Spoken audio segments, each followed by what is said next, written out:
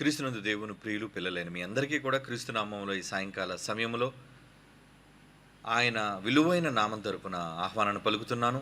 మరి మనమంతా ఈరోజు ఆలోచిస్తున్నట్లుగా బైబిల్లోని ఈ అద్భుతమైన పరిశోధన క్రీస్తు దేవునికి పుట్టిన కుమారుడా అనే అంశాన్ని గూర్చి సవివరంగా బైబిల్లోని వ్రాయబడిన ఎన్నో ఆధారాలతో మనం మాట్లాడుకుంటున్నాం. ఎందుకంటే భావితరాల వాళ్ళకి సత్యాన్ని ఆ రోజు ఎలాగైతే అపోస్తలులు సిద్ధపరిచారు, అసత్యంలో కూరుకుపోతున్న ఈ సమాజానికి సత్యాన్ని వినిపించడానికి బైబిల్ నుండి సాక్ష్యాధారాలతో ఎన్నో అవసరమైన నిధులు లాంటి మాటలను ఈరోజు మనం సమాజానికి తెలియజేస్తున్నాం. ఆత్మ కలిగిన వాళ్ళు అంగీకరిస్తారు, దురాత్మ కలిగిన వాళ్ళు దాన్ని తృణీకరిస్తారు. కనుక అంగీకరించకపోవటం అనేది వాళ్ళ కఠినమైన మనస్సును బట్టి ఉంటుంది. కానీ సత్య సంబంధులందరూ కూడా వాక్యముగా అంగీకరించే వాళ్ళందరూ కూడా సత్యాన్ని ఆలోచించి పరిశోధించి అంగీకరించక తప్పదు. కనుక ఈరోజు ఈ ప్రత్యేకమైన అంశాన్ని గూర్చి అనేక మందిలో సందేహాలు తలెత్తుతున్నప్పుడు ఆ యేసుక్రీస్తు వారిని గూర్చిన పుట్టుక, ప్రారంభం, దీని గురించి సవివరంగా బైబిల్లో వ్రాయబడింది. ఆ వ్రాయబడిన మాటల విషయమైన స్పష్టత మనకు చాలా అవసరం. కనుక ఒక మాట చదువుకొని ముందుకు వెళదాం. అపోస్తలుడైన పౌలు గారు కొలస్సీలకు రాస్తున్న పత్రిక 2వ అధ్యాయం 2వ వచనాన్ని చూడగలిగితే, ప్రియులారా, పౌలు గారు కొలస్సీలకు రాస్తున్న పత్రిక 2వ అధ్యాయం 2వ వచనం, నేను ఎంతగా పోరాడుచున్నానో మీరు తెలుసుకొని కోరుచున్నాను. వారు ప్రేమయందు అతుక్కబడి సంపూర్ణ గ్రహింపు యొక్క సకల ఐశ్వర్యము కలిగిన వారై దేవుని మర్మమై ఉన్న క్రీస్తును స్పష్టముగా తెలుసుకున్నవారై. ఏమండి, ఆయన కూడా ఆ రోజు క్రీస్తును ఒప్పింపచేయటానికి, ఆయన దేవుని కుమారుడు అని తెలియచేయటానికి, తండ్రి పంపగా వచ్చిన వారు అని ప్రకటించడానికి పోరాటమే చేశారట. ఎంతగా పోరాడుచున్నానో మీరు తెలుసుకొని కోరుచున్నాను. కనుక ప్రేమయందు దాన్ని అంగీకరించాలంటే ప్రేమయందు అతుకబడి సంపూర్ణ గ్రహింపు అంటున్నాడు. చూడండి, గ్రహింపు అంటే వ్రాయబడిన బైబిల్లోని మాటల యొక్క గ్రహింపు ఒకవేళ లేకపోతే, అది కూడా అరకొర గ్రహింపు కాదండి, సంపూర్ణ గ్రహింపు అంటున్నాడు. చూడండి, ఏదైనా సంపూర్ణంగా అర్థమైతేనే కదా భావం తెలిసేది. కేవలం అర్థాలను విడిచిపెట్టి అక్షరాలు దగ్గర మనం ఒకవేళ నిలబడిపోతే అవి అపార్థాలకు దారితీసి అసత్యంలోనికి మనం నెట్టేసే భయంకరమైన ప్రమాదం ఉంది. కనుక సంపూర్ణ గ్రహింపు యొక్క సకలైశ్వర్యము గలవారే, అదే ఐశ్వర్యం అంటున్నాడు. చూడండి, అంటే బైబిల్ని ఉన్నది ఉన్నట్లుగా సంపూర్ణంగా గ్రహించటం. అలాగే దేవుని మర్మమైన క్రీస్తును స్పష్టముగా తెలుసుకున్నవారే. అసలు క్రీస్తు ఎవరు, ఆయనను గురించిన స్పష్టత కావాలి, క్లారిటీ. ఈరోజు చెబుతున్న వాళ్ళందరూ కూడా యేసుప్రభు దేవుడు, ఓకే, యేసుప్రభు దేవుడు చెబుతున్నారు, మంచిదే, అది నిజమే. కానీ ఆయన కేవలం దేవుడు మాత్రమేనా? అవును, దేవుడితో పాటు ఆయనకు మరికొన్ని లక్షణాలు ఉన్నాయి. ఏంటి ఆ లక్షణాలన్నవి కూడా గ్రహింపు కావాలది, సంపూర్ణమైన గ్రహింపు. మొదటి నుంచి నేను చెబుతూ వస్తున్నట్లుగా పాత నిబంధన అన్నది అసంపూర్ణమైన ఛాయారూపకమైనదైతే క్రొత్త నిబంధన సర్వసత్యములోనికి నడిపించేది. కనుక క్రైస్తవుడైన ప్రతి వ్యక్తి కూడా ఈరోజు న్యూ టెస్టమెంట్ అంటే సంపూర్ణ సత్యమైన క్రైస్తవుడు, సంపూర్ణ సత్యమైన నూతన నిబంధనను వాళ్ళు అమలులోనికి తీసుకోవాలి. అందులో వ్రాయబడిన మాటలను మాత్రమే నిర్ధారించుకోవాలి అనే విషయాన్ని తెలుసుకోవాలి. కనుక అలా తెలుసుకున్న వారే తమ హృదయములలో ఆదరణ పొందవలనని వారందరి కొరకు పోరాడుచున్నానంటున్నాడు. చూడండి, ఈరోజు మనం కూడా పోరాడుతున్నాం కదా. యేసుప్రభు ఎవరు, తండ్రికి ఏమవుతారనే విషయాన్ని చెప్పినందుకే కదా ఈరోజు మనల్ని శత్రువులుగా చూస్తున్నారు. చూసుకొనివ్వండి, పర్వాలేదు. కానీ కుండ బద్దలు కొట్టినట్లుగా బైబిల్లో వ్రాయబడిన విషయాలను మనం చాలా స్పష్టంగా ఈ సమాజానికి తెలియజేయవలసిన అవసరత మనకుంది. ఎందుకంటే చాలామంది క్రీస్తు విరోధులైన వాళ్ళు నమ్ముకున్న సిద్ధాంతాలు, బోధలు ఈరోజు అవి వణుకుతున్నాయి. అంటే వాళ్ళ పునాదులు వణుకుతున్నాయి.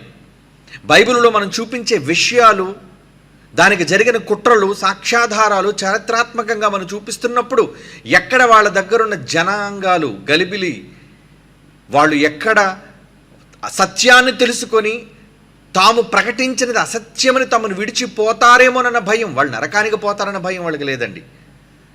తాము కాచుకుంటున్న ప్రజలు, తాము కట్టుకున్న సంఘాలు, తమ అబద్ధాలను నమ్ముతున్న ప్రజలు ఎక్కడ తమల్ని వీడిపోతారేమోనన్న భయం ఎక్కువ మందిలో కనబడుతుంది.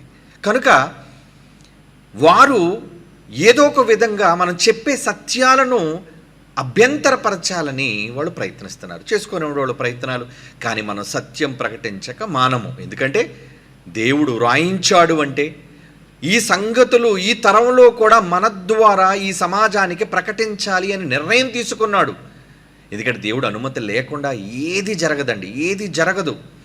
ఈరోజు ఏ రచ్చ జరిగినా, ఈరోజు ఏది జరిగినా, ఏ వివాదాస్పదమైనది కలిగినా అది దేవుని అనుమతితోనే జరుగుతుందని మర్చిపోకండి. కనుక మొదటి శతాబ్దంలో యేసుప్రభు వారికి ఉన్న గుర్తు ఏంటో తెలుసండి? వివాదాస్పదమైన వ్యక్తినా, ఆయనకు పడిన గుర్తు.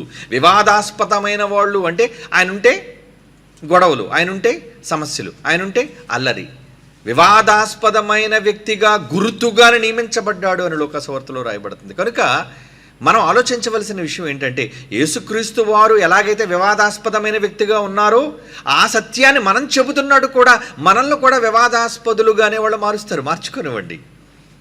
మనం సత్యం పక్షాన నిలబడిన వాళ్ళం కాబట్టి ఈ సత్యం కోసం పోరాటం చేసి ఈ సత్యాన్ని దృఢంగా బలంగా ప్రజల మధ్య మనం నెలకొల్పవలసిన బాధ్యత, స్థిరపరచవలసిన బాధ్యత మనందరి మీద ఉంది. కనుక ఆ యేసు ప్రభువును గూర్చిన స్పష్టత మనం తెలుసుకోవాలి. ఓకే, ఇప్పుడు మనం ఆలోచిస్తున్నట్లుగా మనందరిలో ప్రశ్నలు మెదులుతున్నట్లుగా యేసుక్రీస్తు వారు నిజంగా పుట్టారా అంటే ఈరోజు చాలామంది పుట్టుక అనగానే ఆ పుట్టుక అన్న దాని గురించిన వివరణ అర్థం కాకుండా పోతుంది. పుట్టటం అంటే ఏంటి? అదేదో పెద్ద పాపంగా, ఏమండి, అదేదో పెద్ద నేరంగా, పుట్టుక అనేది ఏదో పెద్ద నీచమైనదిగా, ఏమండి వాళ్ళు ఎంచుకుంటున్నారు. మరి దానికి ఎక్కడ బైబిల్లో ఆధారం ఉందో నాకు తెలియదు. కానీ ఏమంటే నిజంగా పుట్టుకే ప్రమాదకరమైనది అయితే దేవుడు గర్భఫలము యెహోవా ఇచ్చు బహుమానం అన్నాడు.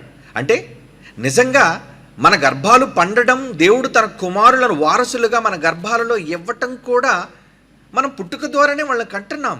అది ఆయన బహుమానం అన్నాడు. అంటే పుట్టుకను వీళ్ళు ఎలా తీసుకుంటున్నారు అంటే అదేదో పెద్ద నీచమైన కార్యక్రమంగా, ఏమండి, అదేదో ఒక పెద్ద పాపముగా పరిగణించబడి.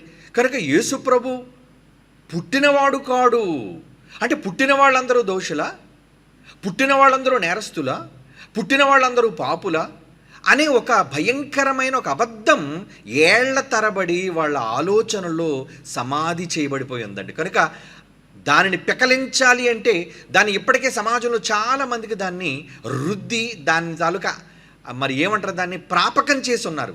కాబట్టి వాటన్నిటినీ ఈరోజు మనం కోకటి వేళ్లతో లాగేస్తున్నాం బయటికి.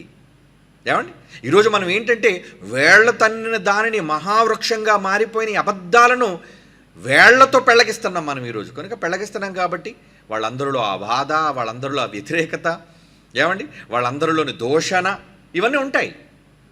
కాబట్టి ఏది ఏమైనా మనం మాత్రం సత్యాన్ని ప్రకటించవలసిన వాళ్ళముగా ఉన్నాము. కనుక పుట్టుక అనేది యేసుక్రీస్తు వారికి ఉందా లేదా అన్న విషయాన్ని మొదటి ఎపిసోడ్లోనే నేను చాలా స్పష్టంగా చెప్పడం జరిగింది. ఏంటది? హెబ్రీలకు రాసిన పత్రికలో దేవుడు అన్నాడు అంటే అది హెబ్రీ పత్రిక 1వ అధ్యాయంలో ఉన్న సారం కావచ్చు, హెబ్రీ పత్రిక 5వ అధ్యాయంలో ఉన్న సారం కావచ్చు, ఏమండి అపోస్తుల కార్యాలు 13వ అధ్యాయంలో ఉన్న సారం కావచ్చు. ఎక్కడెక్కడైతే ఆయన పుట్టుకను గురించి వ్రాయబడిందో, నేను కన్నాను అని వ్రాయబడిందో, వీటన్నిటినీ కూడా నూతన నిబంధనలో ఉన్న ఈ సర్వసత్యంతో కూడిన ఈ మాటలను వాళ్ళు అంగీకరించలేక వాళ్ళ బోధలు అబద్ధాలుగా మారిపోతున్నాయన్న భయంతో వాళ్ళు ఏం చేస్తున్నారంటే వెంటనే వాటిని వక్రీకరించే ప్రయత్నాలు చేస్తున్నారు. ఈ భాషలోని తప్పు, ఆ భాషలోకి వెళ్ళాలి. ఈరోజు భావం తెలిసిన వాళ్ళు ఏ భాషలో ఉన్నా సరే భావం అర్థమైతే అది భాషలో ఉన్న నేరమా లేదంటే అర్థం చేసుకోవటంలో ఉన్న పొరపాటు అనేది మనం సులువుగా గ్రహించగలం. కనుక మొదటి ఎపిసోడ్లోనే యేసుక్రీస్తు వారు కనబడిన వారు, తండ్రి కనగా వచ్చిన వారిని క్రొత్త నిబంధనలో వ్రాయబడింది అంటే ఇది సర్వసత్యమైనది కాదా? పాత నిబంధనలో ఎక్కడా పుట్టుకను గూర్చి వ్రాయబడకపోయినా, ఎందుకంటే అది ఛాయ, అందులో సంపూర్ణత లేదు. అందులో నూతన నిబంధనలు ఇచ్చినట్లుగా పరిశుద్ధాత్మ దేవుని ద్వారా ఇంత చక్కటి సంపూర్ణ వివరణ పాత నిబంధనలో లేదు, ప్రవక్తల గ్రంథాలలోనూ లేదు. ఏమండి, వాళ్ళు పలికిన మాటలలోనూ రాసిన మాటలలో కూడా లేదు. కనుక నూతన నిబంధనను వీళ్ళు ఎందుకు తృణీకరిస్తున్నారు? ఏమండి, ఎందుకంటే వీళ్ళ యొక్క సిద్ధాంతాలకు భిన్నమైనవి నూతన నిబంధనలో ఉన్నాయి అని. ఏమండి, వాళ్ళ సిద్ధాంతాన్ని వ్యతిరేకించేవి, వాళ్ళు ఎప్పటి వరకు నమ్ముతున్న భావాలను ఏమండి కంప్లీట్గా కూకటి వేళతో పెళ్ళగించేటట్లుగా ఉన్నాయి. కనుక ప్రజలందరినీ కూడా వీళ్ళు గలిబిలి చేస్తూ కన్ఫ్యూజన్లోనికి తీసుకువెళ్ళిపోతున్నారు. ఎలాంటి కన్ఫ్యూజన్? ఏమండి, వాళ్ళని అడగండి, ఎవరు అడిగినా సరే వాళ్ళ భావాలు ఏం చెబుతారంటే, ముగ్గురు ఉన్నారని మేము ఒప్పుకుంటున్నాం కదండి అంటారు. అంటే అవును, ముగ్గురుగా ఉన్నారు అన్నప్పుడు మళ్ళా ముగ్గురు ఒక్క దేవుడేంటి? ముగ్గురు వ్యక్తులుగా వేరువేరుగా ఉన్నారన్నప్పుడు ముగ్గురు మూడు శక్తులు, ముగ్గురు మూడు వ్యక్తులు, ముగ్గురు విడివిడిగా ఉన్నవాళ్ళైతే మరలా ఒక్క దేవుడేంటి? అంటే వాళ్ళు చెప్పిన దానిలోని సారం అంటే ఈ ముగ్గురు విడిగా ఉన్నవాళ్ళు ఒక్కటిగా ఉన్నారు అన్న ఒక్క రెఫరెన్స్ వాళ్ళ దగ్గర ఉండదండి.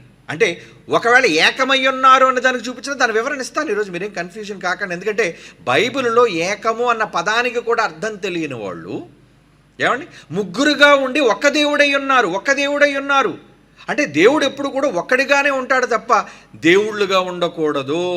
ఒక్క దేవుడే మనకు ఉన్నాడు, ముగ్గురుగా ఉన్నా కూడా ముగ్గురు కూడా ఒక్క దేవుడే అనే పాత నిబంధనలోని దేవుడు రాయించిన మాటలు, నేను తప్ప వేరొక దేవుడు మీకు ఉండకూడదన్న విషయాలను వీళ్ళు పరిగణలోనికి తీసుకుని వెళ్ళి క్రొత్త నిబంధనలో యేసుప్రభు వారు పలికిన మాటలు, యేసుప్రభు వారు చెప్పిన స్పష్టమైన సంగతులు, వీటన్నిటినీ కూడా వీళ్ళు ఎదిరించడం ప్రారంభించారు. అంటే మనుష్య కుమారుడి ద్వారా చెప్పబడుతున్న మాటలను కూడా వీళ్ళు వ్యతిరేకిస్తున్నారు. అంటే వీళ్ళు సర్వసత్యాన్ని ఎదిరించేవాళ్ళు, వీళ్ళు సర్వసత్యాన్ని అంగీకరించని వాళ్ళు, వీళ్ళు తిరిగి మనల్ని మళ్ళీ క్రీస్తు విరోధులుగా వీళ్ళు చిత్రీకరిస్తున్నారు. ఏమండి, మనల్ని నేరస్తులుగా వీళ్ళు ప్రజలకు చూపిస్తున్నారు. అండ్ ప్రజలలో మనం నేరస్తులుగా కనబడినంత మాత్రాన మనకు తరిగిపోయేది ఏమీ లేదు. ఎందుకంటే పరలోకమందున్న తండ్రికి మనమంతా లెక్క అప్పచెప్పవలసిన వాళ్ళంగా ఉన్నాం. కనుక దేవుడు రాయించి ఇచ్చిన నూతన నిబంధనలోని ఈ విషయాలను గురించి మనం ఆలోచించాలి. కనుక ఆ వాక్య భావాలేంటో, అసలు యేసుప్రభు వారు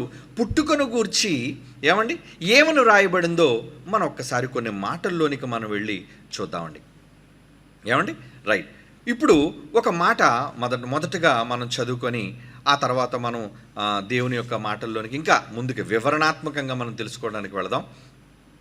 ఇక్కడ సామెతల గ్రంథం ఆ రోజు మనం మాట్లాడుకోవడం మానేసి, ఎందుకంటే పాత నిబంధనలో ఉన్న విషయాన్ని కూడా వీళ్ళు వక్రీకరిస్తారు. ఎందుకంటే అది వాళ్ళకి భిన్నంగా వ్యతిరేకంగా ఉంది కాబట్టి బైబిల్లో రాయబడిన పదజాలం, బైబిల్లో రాయబడిన అక్షరాలు ఇవన్నీ విరోధం, ఇవన్నీ వ్యతిరేకం, వీటి భావాలు తప్పు అన్నట్లుగా వీళ్ళు చిత్రీకరిస్తున్నారు. ఏమండి, కనుక ఇప్పుడు మనం సామెతల గ్రంథంలోని ఆ మాటలోనికి మనం వెళితే సామెతల గ్రంథం 8వ అధ్యాయం చూడండి ఒక్కసారి. ఇదంతా కూడా జ్ఞానము జ్ఞానము జ్ఞానము జ్ఞానం అని రాయబడింది. ఈ జ్ఞానం అన్నది యేసుప్రభు కాదు. ఎందుకంటే జ్ఞానము అన్నదానికి ఏమంటే వీళ్ళు చెప్పే నిర్వచనాలు చాలా రకాలుగా ఉంటాయి. కానీ ఒకటి మర్చిపోకండి, ఎప్పుడు మనం ప్రపంచానికి బైబిల్ ద్వారా నేర్పించిన ఒక సూత్రం, బైబిల్కు బైబిలే సమాధానం అనే విషయాన్ని మనం చెప్పాం. అంటే ఒక బైబిల్లో రాయబడిన మాటకు బైబిల్లోని విషయాలనే మనం కోట్ చేయగలగాలి. కనుక ఇక్కడ సామెతల గ్రంథం ఏమండి 8వ అధ్యాయం 22వ వచనమును మనం చూడగలిగితే, పూర్వకాలమందు తన సృష్టి ఆరంభమున తన కార్యములలో ప్రథమమైన దానిగా యెహోవా నన్ను కలుగజేసెను. అనాది కాలము మొదలుకొని మొదటి నుండి భూమి ఉత్పత్తి అయిన కాలమునకు పూర్వము నేను నియమింపబడి తిని. ఏమండి, అలాగే 24వ వచనం, ప్రవాహ జలములు లేనప్పుడు, నీళ్లతో నిండిన ఓటలు లేనప్పుడు నేను పుట్టి తిని. ఈ మాట ఉంది కనుకనే యేసుప్రభువుకు చెందదు. ఎందుకంటే మరి వాళ్ళు పుట్టారు అనేది ఒప్పుకోరు కదా. ఎందుకంటే పుట్టడం అనేది బూతు వాళ్ళకి. ఏమండి, పుట్టడం అనేది పాపం వాళ్ళకి. పుట్టడం అనేది అది పెద్ద నేరం. మరి పుట్టుక పాపము.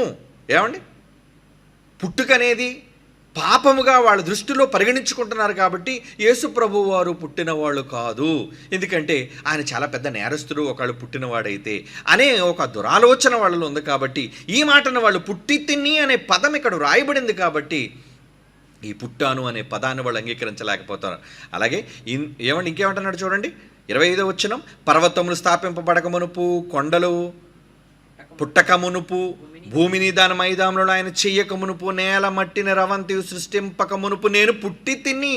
అంటే ఇన్నిసార్లు పుట్టి తిని అని అంటున్నాడంటే మొదటి నుంచి ఆలోచిస్తే జ్ఞానము ఘోషిస్తుంది అన్నాడు. అందుకే ఆ జ్ఞానం ఎవరని క్రొత్త నిబంధనలోనికి వచ్చి చెప్పాలి. క్రొత్త నిబంధన ఫుల్ఫిల్మెంట్. అందుకే మొదటి నుంచి చెబుతున్నాను, వీళ్ళు కేవలం పాత నిబంధనలో నిలబడి పాత నిబంధనలో అసంపూర్ణమైన విషయాలన్నిటినీ కూడా చూపించి ఇది నిజమైనది కాదు, ఏమండి దీని తాలూకు అర్థాలు వేరు అని చెబుతున్నారు. అలాంటప్పుడు బైబిల్లో ఆ పదజాలం అనేది వ్రాయడానికి వీలు లేదు. ఏమండి ఆ పదజాలం పుట్టాను అనే పదం ఎందుకు రాయాలి? ఇక తెలుగులో అక్షరాలు లేవా? ఏమండి వచ్చాను అని రాయొచ్చు, ఉన్నాను అని రాయొచ్చు. ఈ పుట్టుక అనే పదప్రయోగం జరిగిందంటే ఆదిమ హిబ్రూ భాషలోనైనా అది గ్రీకు భాషలోనైనా వ్రాయబడిన విషయాలు అలా ఉన్నాయి కనుక అందులో నుంచి ట్రూ ట్రాన్స్లేషన్ తెలుగు ఆదిమి హిబ్రూ గ్రీకు నుంచి డైరెక్ట్గా ట్రాన్స్లేట్ చేయబడింది కనుక మనము ఈ తెలుగు బైబిల్ను కూడా మనం ప్రాచీన ప్రతుల నుంచి తర్జుమా చేయబడింది కనుక భావం తప్పనంత వరకు దేనినైనా మనం అంగీకరించవచ్చు.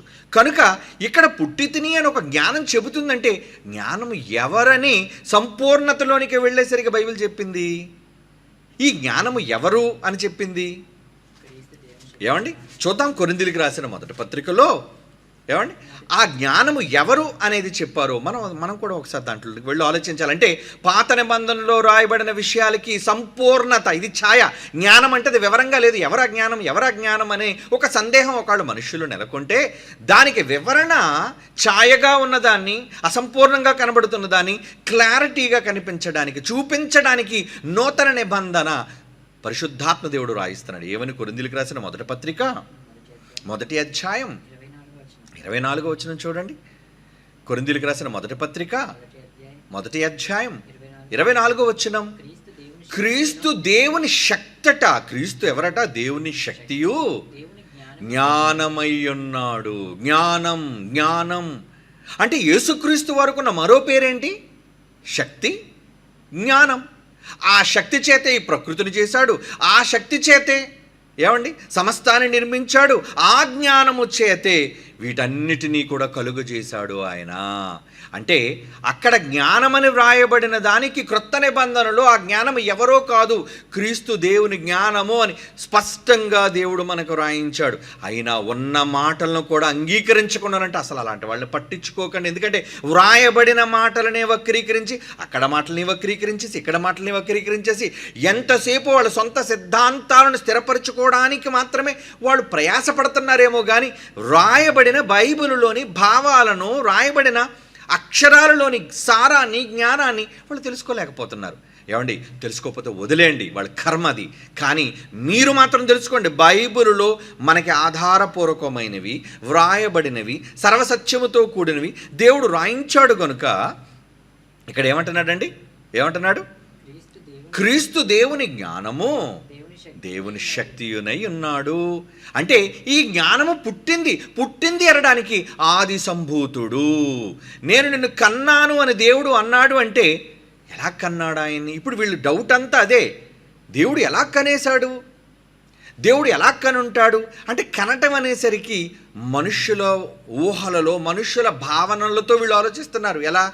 ఇద్దరు సంభోగం పుట్టాలి అంటే ఒకడు అంటాడు తల్లుండాలా, దేవుడికి భార్య ఉండాలా, అంటే దేవుడు కనాలి అంటే భార్య కావాలా?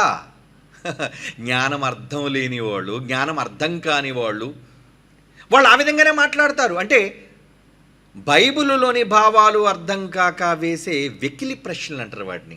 అంటే వెర్రి ప్రశ్నలు. ఎలాంటి వెర్రి ప్రశ్నలు? దేవుడికి భార్య లేకుండా ఎలా పుట్టేశాడు ఆయన?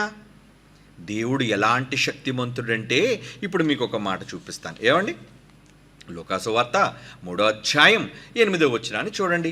లూకాసు వార్త 3వ అధ్యాయం 8వ వచనం ఏమన్నాడు? మారు మనస్సుకు తగిన ఫలములు ఫలించండి, మార్పు చెందండరా.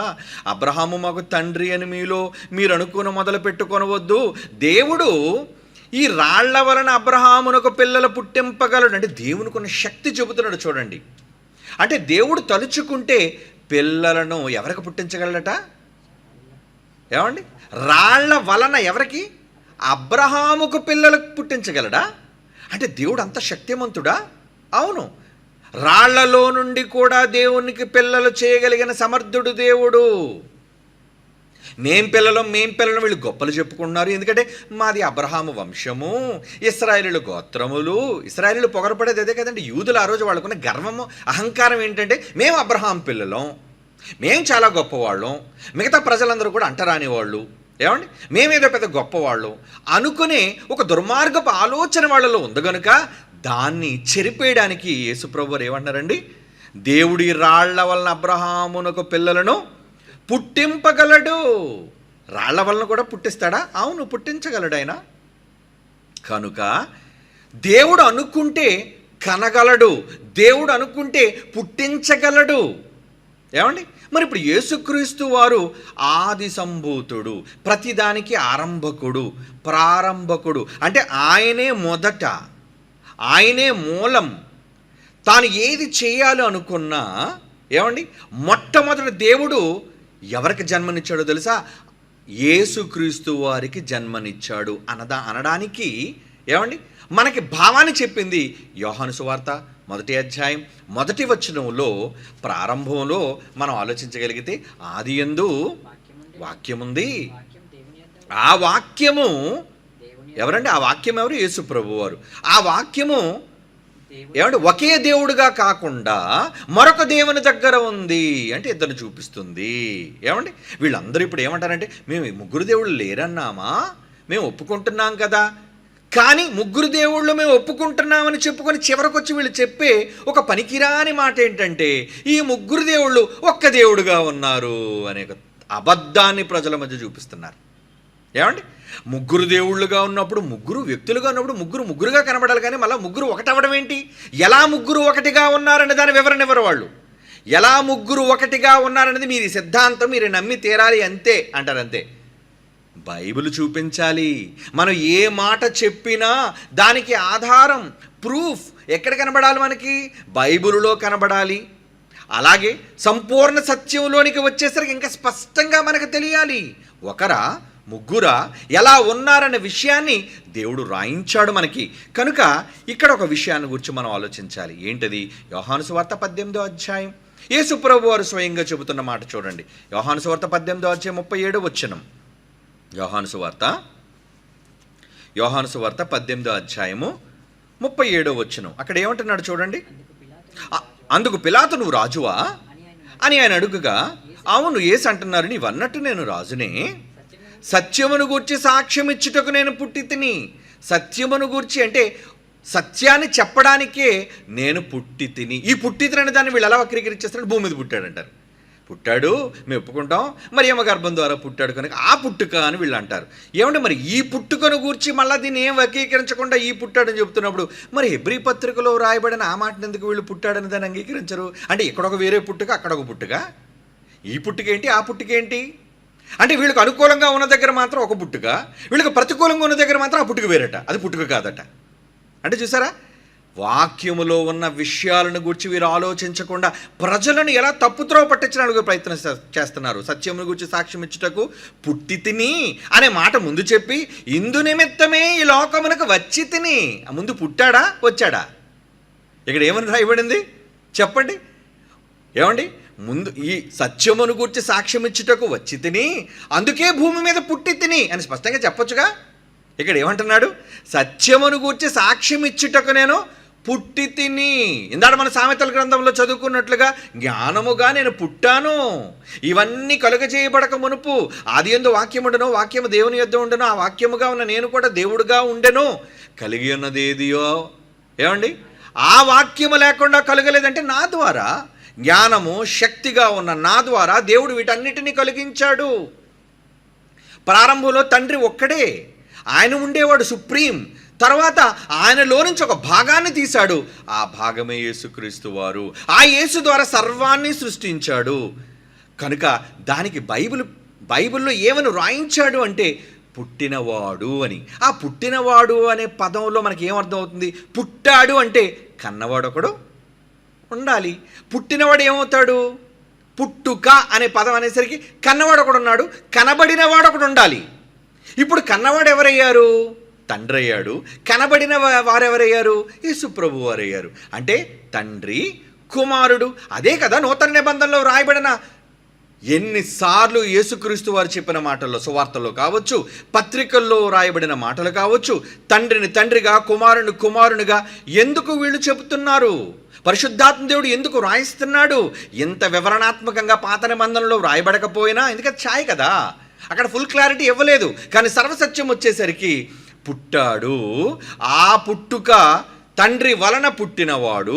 అదే అంటున్నాడండి. ఇక్కడ ఏమంటున్నాడు? సత్యమును గురించి సాక్ష్యం ఇచ్చుటకు నేను పుట్టాను అంటున్నాడు. ఏమండి? అంటే భూమి మీదకు పుట్టాడా, ఈయన వచ్చాడా? భూమి మీద యేసుప్రభుకు జరిగింది పుట్టుక రాక? మీరు చెప్పండి. రాక అని మనం ఎలా చెప్పగలం? అసలు నేను అబ్రహాము పుట్టక మునిపే ఉన్నాను అన్నాడు. కనుక భూమి మీద యేసుప్రభు పుట్టలేదు. క్రీస్తు నేడు మన కొరకు పుట్టెను ఏమండి అనేది వీళ్ళు అనుకున్నా, నిజానికి ఆయన ఏం చెప్పాడంటే, నేను ఈ లోకములోనికి వచ్చి తిని, ఎందుకంటే నేను లోకము పుట్టక మునిపే ఉన్నాను, అబ్రహాము పుట్టక మునిపే నేను ఉన్నాను. మొదటి నుంచి ఏమండి ప్రథమమైన దానిగా యెహోవా నన్ను కలుగజేశాను, నన్ను చేశాడు ఆయన, నన్ను పుట్టించాడు ఆయన అనే వివరణ ఆయన ఇస్తూ ఈయన ఏమంటున్నాడు ఇక్కడ? సత్యమును గూర్చి సాక్ష్యం ఇచ్చుటకు నేను వచ్చి తిని అనలేదు, పుట్టి తిని.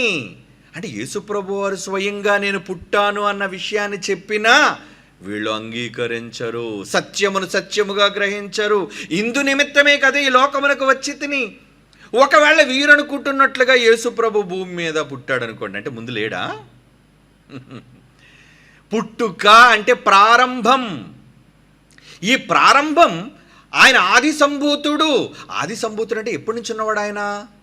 లోకాలు కలుగజేయక మునుపు నుంచి ఆయన ఏమై ఉన్నాడండి? ఆయన ఉన్నవాడు, ఆయన పుట్టినవాడు ఆయన.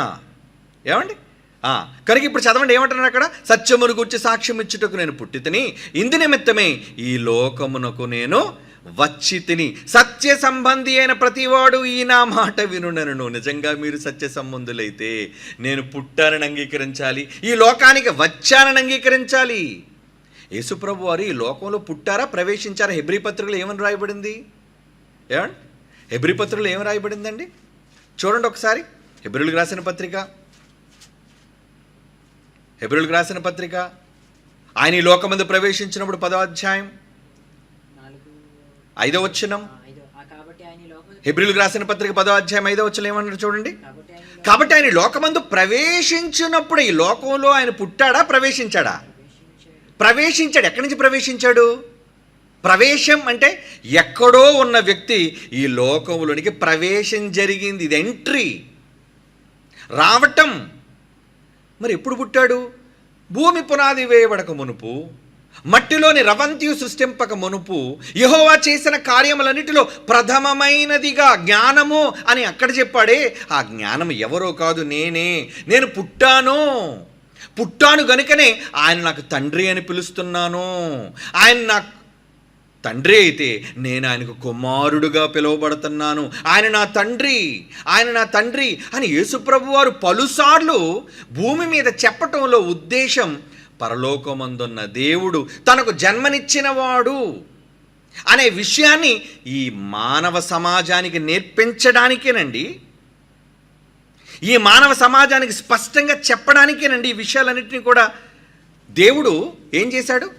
ఆయన ద్వారానే, స్వయంగా ఆయన నోటి ద్వారా చెప్పించండి. నోటి ద్వారా అందుకే నేను పుట్టాను అంటున్నాడు. సామెతల గ్రంథంలో 8:22లో పుట్టితనని అదే పదప్రయోగం యోహాను సువార్త 18వ అధ్యాయం 37వ వచనం ఇప్పుడు మనం చదివిన మాటలో కూడా ఆయన పుట్టించాడు అన్న విషయాన్ని గురించి ఇక్కడ మనకు స్పష్టంగా దేవుడు తెలియజేస్తున్నాడు. కాబట్టి ఇప్పుడు మనం ఏం ఆలోచించాలి అంటే, పుట్టుక అంటే ఏమనుకుంటున్నారు అసలు యాక్చువల్గా వీళ్ళు?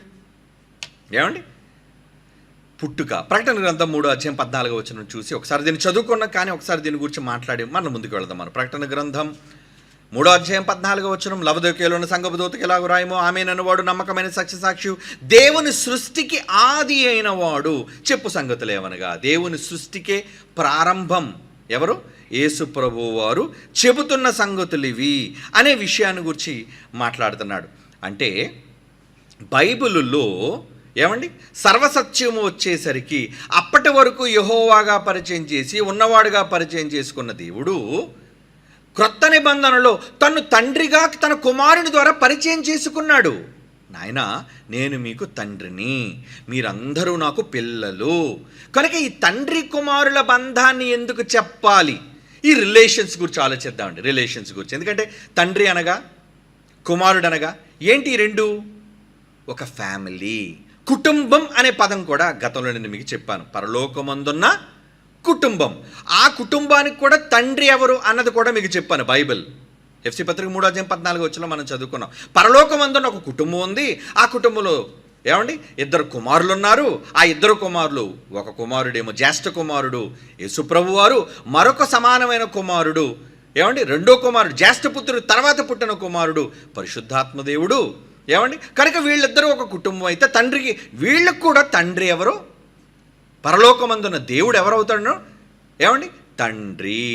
ఆ కుటుంబానికి తండ్రి, మనకు కూడా తండ్రి అనే వివరణ మీకు గతంలో నేను ఇవ్వడం జరిగింది. అంటే అసలు ఈ ఫ్యామిలీ రిలేషన్ మనకి ఎందుకు చెప్పాలి? ఏమండి నిజంగా దేవుడికి మనకి ఉన్న సంబంధం వేరే ఏ ఇతర సంబంధం అయితే దాన్నే స్పష్టంగా చెప్పొచ్చు కదా. మనం ఒకవేళ బానిసలేం అనుకోండి, లేదంటే కేవలం మనం కలుగు చేయబడిన సృష్టి అనుకోండి. ఏమండి వీళ్ళు చాలామంది ఏమన్నారంటే ఈ మధ్యన కొత్త రకమైన ఒక భయంకరమైన ఒక అబద్ధాన్ని, బైబిల్గా భిన్నమైన బోధన ఏమని నేర్పిస్తున్నారంటే, మనం చివరకు పిల్లలు కూడా కాము, కేవలం మనం సృష్టి చేయబడిన వాళ్ళం మాత్రమే. అంటే ఏదో జంతువుల కంటే కాస్త మనం జ్ఞానం కలిగిన వారమే తప్ప మనం మాత్రం దేవునికి పుట్టిన వాళ్ళము కాదు అన్న విషయాన్ని వీళ్ళు మాట్లాడుతున్నారు. ఏమండి మరి దానికి సంబంధించి ఒక విషయాన్ని కూడా మనం ఆలోచించాలి. యోహాను సువార్త 1:12 చూడండి. యోహాను సువార్త 1 అంటే పుట్టుకంటే వీళ్ళు ఏదో పాపం అనుకుంటున్నారు. ఏమండి కనటం అంటే ఏదో పెద్ద నేరం అనుకుంటున్నారు. కాబట్టి అసలు మనం ఎవరు పుట్టలేదు అంటే, పుట్టలేదంటే మనం ఎవరో పిల్లలం కాదా? మరి ఇప్పుడు దేవుడికి మనకున్న రిలేషన్ ఏంటి? మరి బైబిల్ ఏం చెప్తుందో ఒకసారి చూసి ముందుకు వెళ్దాం. యోహాను సువార్త 1:12 బైబిల్లో చాలా మాటలు ఉన్నాయి, కానీ ఇక్కడ ఏమంటున్నాడు చూడండి. తన్ను ఎందరు అంగీకరించుదురో వారందరికీ, అనగా తన నామమందు విశ్వాసం ఉంచే వారికి దేవుని పిల్లలగుటకు అధికారం అనుగ్రహించను. మనమట ఎవరం అవుతున్నామట? దేవునికి పిల్లలు. పిల్లలు అనగా కన్నవారు ఉంటేనే కదా పిల్లలు అనే పదప్రయోగం జరుగుతుంది. పిల్లలను ఎవరంటారు చెప్పండి? కన్నవాళ్లే తాము కనిన వారిని చూసి పిల్లలు అంటారు. రోడ్డున పోయే వాళ్ళందరినీ పిల్లలు అంటారా మీరు? అనరు. కనుక ఇక్కడ మనల్ని గురించి దేవుని పిల్లలగుటకని అధికారిగా అనుగ్రహించను. 13 వారు దేవుని వలన పుట్టిన వారే. చివరికి మన దగ్గరకు వచ్చేసరికి యేసు ప్రభు కోసం ఎలాగైతే పుట్టుక చెబుతున్నాడో, మన దగ్గరకు వచ్చేసరికి నాయన మీరు కూడా దేవుని వలన పుట్టిన వారే అంటున్నాడు. చూడండి, అంటే దేవుని వలన పుట్టిన వాళ్ళం మనం. దేవుడు మనల్ని కన్నాడు. యేసు ప్రభువుని ఎలాగైతే కన్నాడో మనల్ని కూడా ఏం చేశాడంటే ఆయన కన్నాడు. మనల్ని కూడా పిల్లలుగా చేసుకున్నాడు. అందుకే అందరికీ తండ్రి అయిన దేవుడు ఒక్కడే, అందరికీ తండ్రి. ఈ మాట యేసు ప్రభు వారు కూడా ఒప్పుకున్న సంగతి మీకు తెలుసు. యేసు ప్రభు వారు ఏమన్నారు? భూమి మీద ఎవరికి తండ్రి అని పేరు పెట్టద్దు, అందరికీ ఒక్కడే తండ్రి, నేను మాత్రం కాదు. ఎందుకంటే అప్పటికి ఈయన భూమి మీద ఉన్నాడు కదండి. ఒకళ్ళు నన్ను తండ్రి అనుకుంటారేమో, ఏమండి ఆయన పరలోకమందున్నాడు అని స్పష్టంగా చెప్పడం జరిగింది. ఈ మాట కూడా నేను గత ఎపిసోడ్లో మాట్లాడడం జరిగింది. కనుక ఒక తండ్రి అనే వ్యక్తి ఒక మూలం. తండ్రి అనగానే ఆ తండ్రి అనే పదానికి ఏంటో తెలుసా అండి? కన్నవాడే తండ్రి అవుతాడు. ఏమండి కన్నవాడే తండ్రి అవుతాడు. మరి కన్న ఆయన నుంచి వచ్చిన వాళ్ళు ఏమవుతారు? పిల్లలే అవుతారు కదా. తండ్రి నుంచి రావటం, తండ్రిలో నుంచి బయటికి రావటం, వాళ్ళు ఏమవుతారు చెప్పండి? పిల్లలు ఎవరా? ఏమండి ఈరోజు భూమి మీద అంటే బైబిల్ మనకు అర్థమయ్యే భాషలో రాయబడింది కాబట్టి మనం ఏదైతే ఈ సమాజంలో మనం బంధాలు కలిగి ఉన్నామో, నిజానికి రిలేషన్స్, ఈ బంధాలు కూడా బైబిలే నేర్పించింది మనకి. ఒకరు తండ్రిగా, ఒకరు కుమారులుగా, ఏమండి కుటుంబం అనగానే భార్యగా, భర్తగా, ఈ రిలేషన్స్ అన్నీ కూడా బైబిల్ని మనకు చెప్పింది, నేర్పించింది. దేవుడే మనకు చెప్పించాడు, నాయన ఇటువంటి బంధాలు కలిగి ఉండండి. ఇగో తండ్రి కొడుకు అయితే ఈ రిలేషన్లో ఉండాలి, భార్యాభర్తలు అయితే ఈ రిలేషన్లో ఉండాలి, అన్నా చెల్లెళ్ళు అయితే ఈ రిలేషన్లో ఉండాలి. ఈ విషయాలన్నీ కూడా మనకు బైబిల్లో చెప్పడం జరిగింది అనేక సందర్భాల్లో. కనుక ఇక్కడ యేసుక్రీస్తు వారు ఎలాగైతే పుట్టారో మనల్ని కూడా ఆయన కన్నాడు. మనం కూడా పుట్టిన వాళ్ళమే, దేవుని వలన పుట్టిన వాళ్ళమే అనే విషయాన్ని దేవుడు మనకు చెబుతున్నాడు. అంటే అక్కడ తండ్రి అంటున్నాడు, ఇక్కడ కుమారుడు అంటున్నాడు. అంటే ఈ తండ్రి కుమారుల బంధాన్ని గూర్చే ఎందుకు దేవునికి మనుషులకి మధ్య రిలేషన్ పెట్టాడు. యేసుప్రభు కూడా అదే రిలేషన్ అప్లై చేశాడు. బాగా వినండి, యేసుప్రభు కూడా అదే రిలేషన్ అప్లై చేశాడు, మనకు కూడా అదే రిలేషన్ అప్లై చేశాడు. ఏమండి, ఇంతకీ ఇప్పుడు యేసుప్రభు ఎలాగూ తండ్రికి కుమారుడుగా ఉన్నారో మనం కూడా తండ్రికి కుమారులుగా ఉన్నాము. కుమారులుగా మనకు అధికారం ఇచ్చాడు ఉండడానికి. నాయన మీరు నా పిల్లలు. అయితే ఇక్కడ దేవుడు మనల్ని ఏం చేశాడు?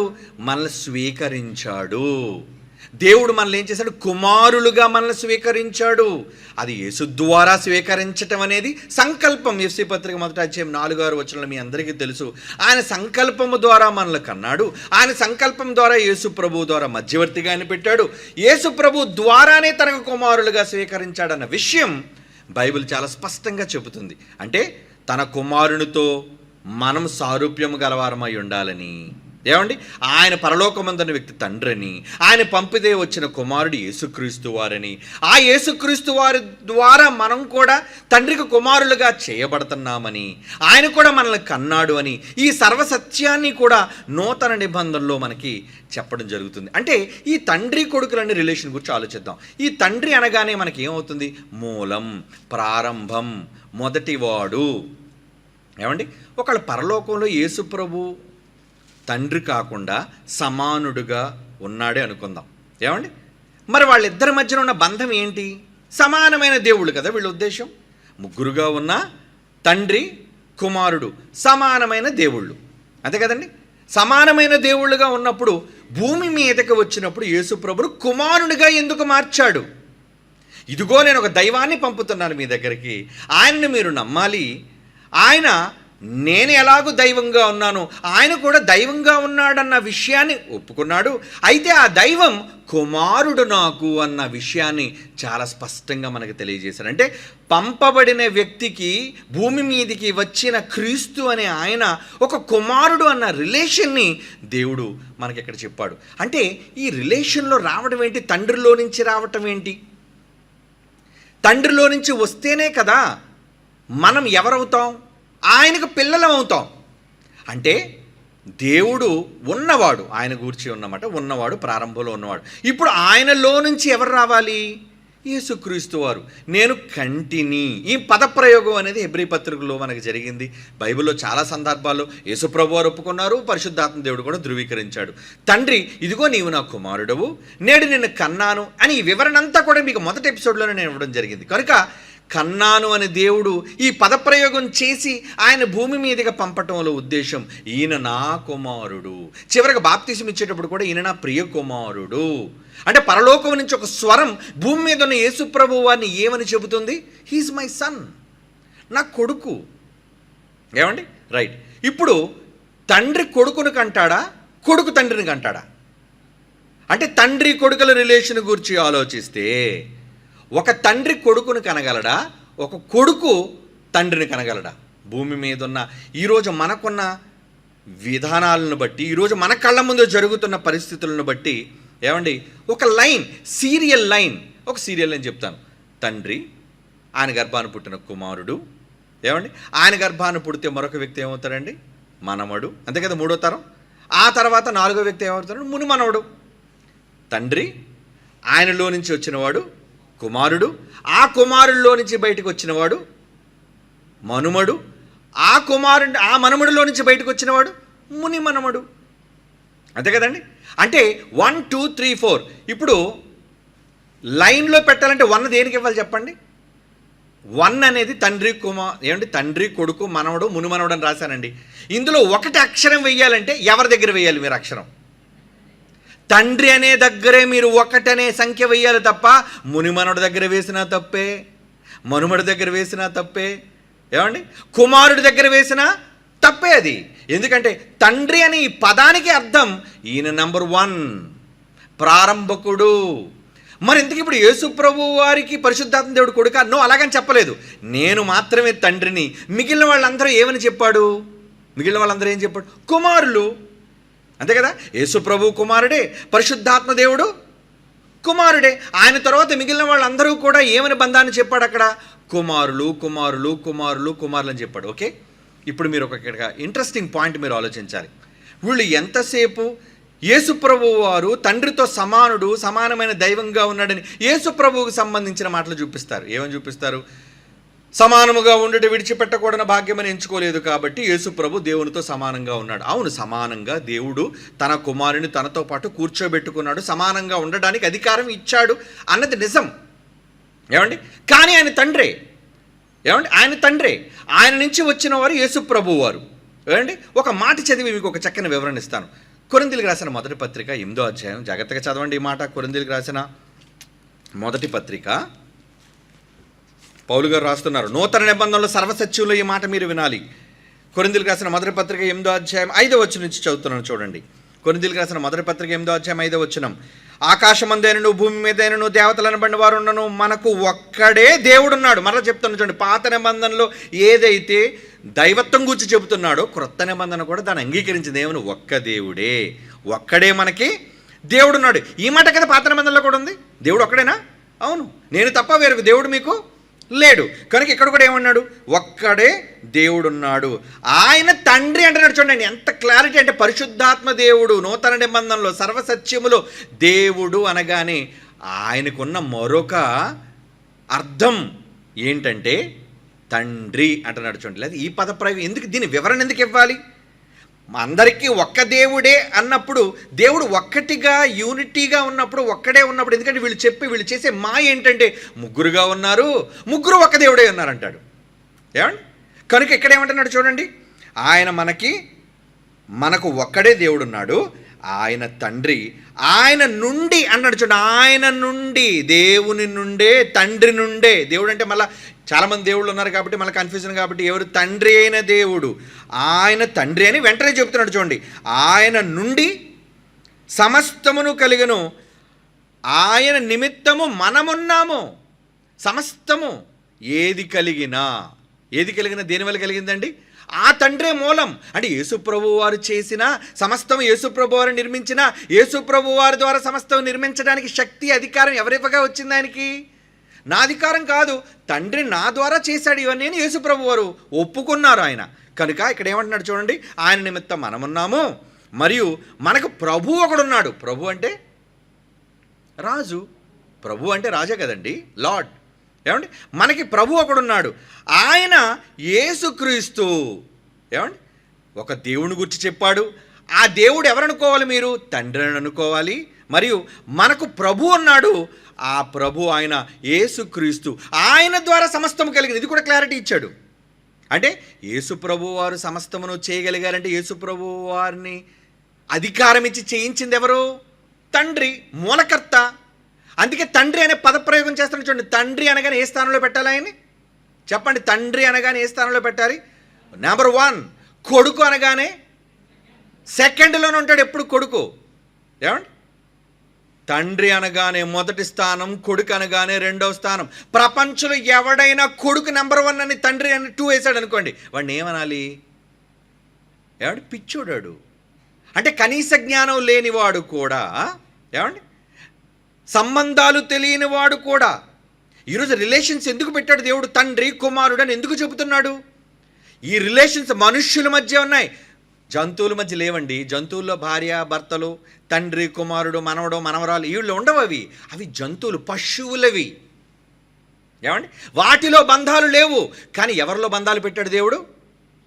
తన స్వరూపమందు చేశాడే. అప్పటికి లోకంలో ప్రారంభానికి వెళితే అండి ఆయన చాలా చేసేసాడు. ఏం చేసేసాడు? ప్రకృతి అంతా చేసేసాడు. జంతువులు చేసేసాడు, చతుష్పాద జంతువులు చేసేసాడు, పక్షులు చేశాడు, ఏమంటే చేపలు చేశాడు. వీటన్నిటినీ కలుగజేసినా వాటిలో దేనికి దైవత్వాన్ని ఆపాదించలేదు. వాటి దగ్గర మన పోలిక చేద్దామన్నాడా? చెప్పండి. ఆయన పోలిక ఇచ్చింది జంతువులకా? ఏమండి? మనుష్యులకా? మనుష్యులకు మాత్రమే ఆయన పోలిక ఇచ్చాడు. అంటే సర్వానికి మూలం తండ్రిగా ఆయన ఉండి, ఇక్కడ ఈ వివరణ చూడండి ఎంత చక్కగా వివరణగా అరటిపండు ఒలిచినట్లుగా చెబుతున్నాడు. మనకు ఒక్కడే దేవుడున్నాడు, ఆ ఒక్క దేవుడిని తండ్రి. అంటే నేను తప్ప వేరొక దేవుడు లేడని పాత నిబంధనలు అన్న మాటకు అర్థమేంటో తెలుసా? నేను తప్ప వేరొక తండ్రి లేడు. అది పాత నిబంధనలు అన్నమాట. నాయన తండ్రి అని ఎవరిని పిలవకండి, తండ్రిని అని ఎవరిని అనకండి. ఏమండి? ఒకవేళ పాత నిబంధనలో ఒకవేళ మీరెవరు దేవుడు ఒక్కడే అనుకుంటే 82 కీర్తనలో మొదటి వచనంలోని 6వ వచనంలో దైవాల గురించి ఎందుకు మాట్లాడుతున్నాడు? ఏమండి? ఒక్కడే దేవుడు అయి ఉంటే, బాగా వినండి, ఒక్కడే దేవుడు, నేను తప్ప వేరొక దేవుడు ఉండకూడదు అని అంటే అదే దేవుడు ఏమని మాట్లాడుతున్నాడు? 82 కీర్తన మొదటి వచనం చూడండి. ఇప్పుడు 82 కీర్తన మొదటి వచనం ఏమని రాయబడుతుంది అక్కడ? ఎవరు మాట్లాడుతున్నట్లుగా ఉంటుంది చూడండి అక్కడ. త్వరగా ఎవరు మాట్లాడుతున్నట్లుగా ఉంది అక్కడ? 82వ కీర్తన మొదటి వచనం. దేవుని సమాజములో, ఈ సమాజం ఎవరిది? దేవునిదది. దేవుని సమాజములో దేవుడు నిలుచున్నాడట, తండ్రి అయిన దేవుడు అక్కడ. అంటే పాత నిబంధనలో అక్కడ తండ్రిని రాయబడిపోయిన, కొత్త నిబంధనలోకి వచ్చేసరికి దేవుడు అక్కడ ఉన్నాడు, ఒక్కడే దేవుడు, ఆయన మనకు తండ్రి. వివరణ ఇచ్చాడు. అంటే దేవుని సమాజంలో దేవుడు నిలుచున్నాడు, దైవముల మధ్య ఆయన తీర్పు తీర్చుచున్నాడు. ఈ దైవములు ఎవరు? ఏమండి? ఒక్క దేవుడే ఒక్క దేవుడే ఒక్క దేవుడని నిలబడిపోయే వీళ్ళు ఒక్కడే కాదు, చాలా దైవాలు ఉన్నారు. ఎంతమంది దైవాలు ఉన్నా తండ్రి ఎవరు? వన్, ఒక్కడే ఉంటాడు. తండ్రి అయిన దేవుడు ఎప్పుడు నంబర్ 1 ఆయన, అందుకే సుప్రీం. మరి మిగతా వాళ్ళందరూ ఆయన కడుపును పుట్టిన పిల్లలండి, వాళ్ళ దైవాలు కారా? ఏమండి? అవుతారు. అంటే ఒకవేళ దీన్ని ఎలా వక్రీకరించి తిప్పేసినా, ఎందుకంటే తిప్పేస్తారు వీళ్ళు, ఎలాగైనా వక్రీకరించి దైవాలు అనేసరికి అసలు దైవము అంటేనే దేవుడా కాదా దాని అర్థం? ఏమండి? దైవం అంటే మరి ఈ దైవాలు ఎవరు? దేవుడే ఒప్పుకున్నాడు. దేవుడు తన సమాజంలో నిలబడి దైవముల మధ్య తీర్పు తీర్చి, 6వ వచనం ఎవరా దైవాలు చెప్తున్నాడు చూడండి. కిందకు వచ్చేసరికి 6వ వచనం వివరణ ఇచ్చాడు. మీరు దైవములని. ఎందుకు మీరు దైవాలు తెలుసా? మీరందరూ సర్వోన్నతుని యొక్క దేవుని కుమారులు, కొడుకులు. మీరు కొడుకులు నాయన, కొడుకులు మీరు అని నేనే కదా సెలవిచ్చాను. ఈ మాట పలుకుతుంది ఎవరు చెప్పండి? నేను ఒక్కడనే దైవం, నేను తప్ప వేరొక దైవం ఉండకూడదంటే తండ్రిగా నన్ను తప్ప ఎవరిని మీరు గుర్తించడానికి వీల్లేదు. అది పాత నిబంధనలోని అర్థం. అదే మాట యేసుప్రభువారు వచ్చి అందరికీ ఒక్కడే తండ్రి, ఆయన పరలోకమందున్నాడు కనుక ఆయన చెప్పిన మాట కానీ యేసుప్రభువారు నూతన నిబంధనలు ఒప్పుకుంటున్న మాట కానీ ఎక్కడ క్లాష్ అవ్వలేదు. చూసారా? సర్వసత్యం. బైబిల్ ఎప్పుడు కూడా ఒక మాటను మరొక మాటను విభేదించదు.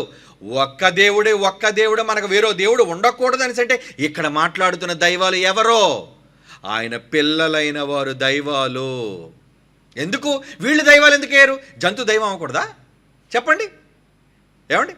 చతుష్పాద జంతువులు, చెట్లు, పక్షులు, పురుగులు, జలచరములు ఇవన్నీ దైవాలు ఎందుకు కాలేవు? వాటిలో ఆయన పోలిక లేదు, దేవుడు కనలేదు దేవుడు. అలా అనుకుంటే ఏ జంతువునైనా పూజించవచ్చు ఈరోజు మనం. ఏమండి? పందిని, కుక్కని, నక్కని, చేపని, పావుని. ఏమండి?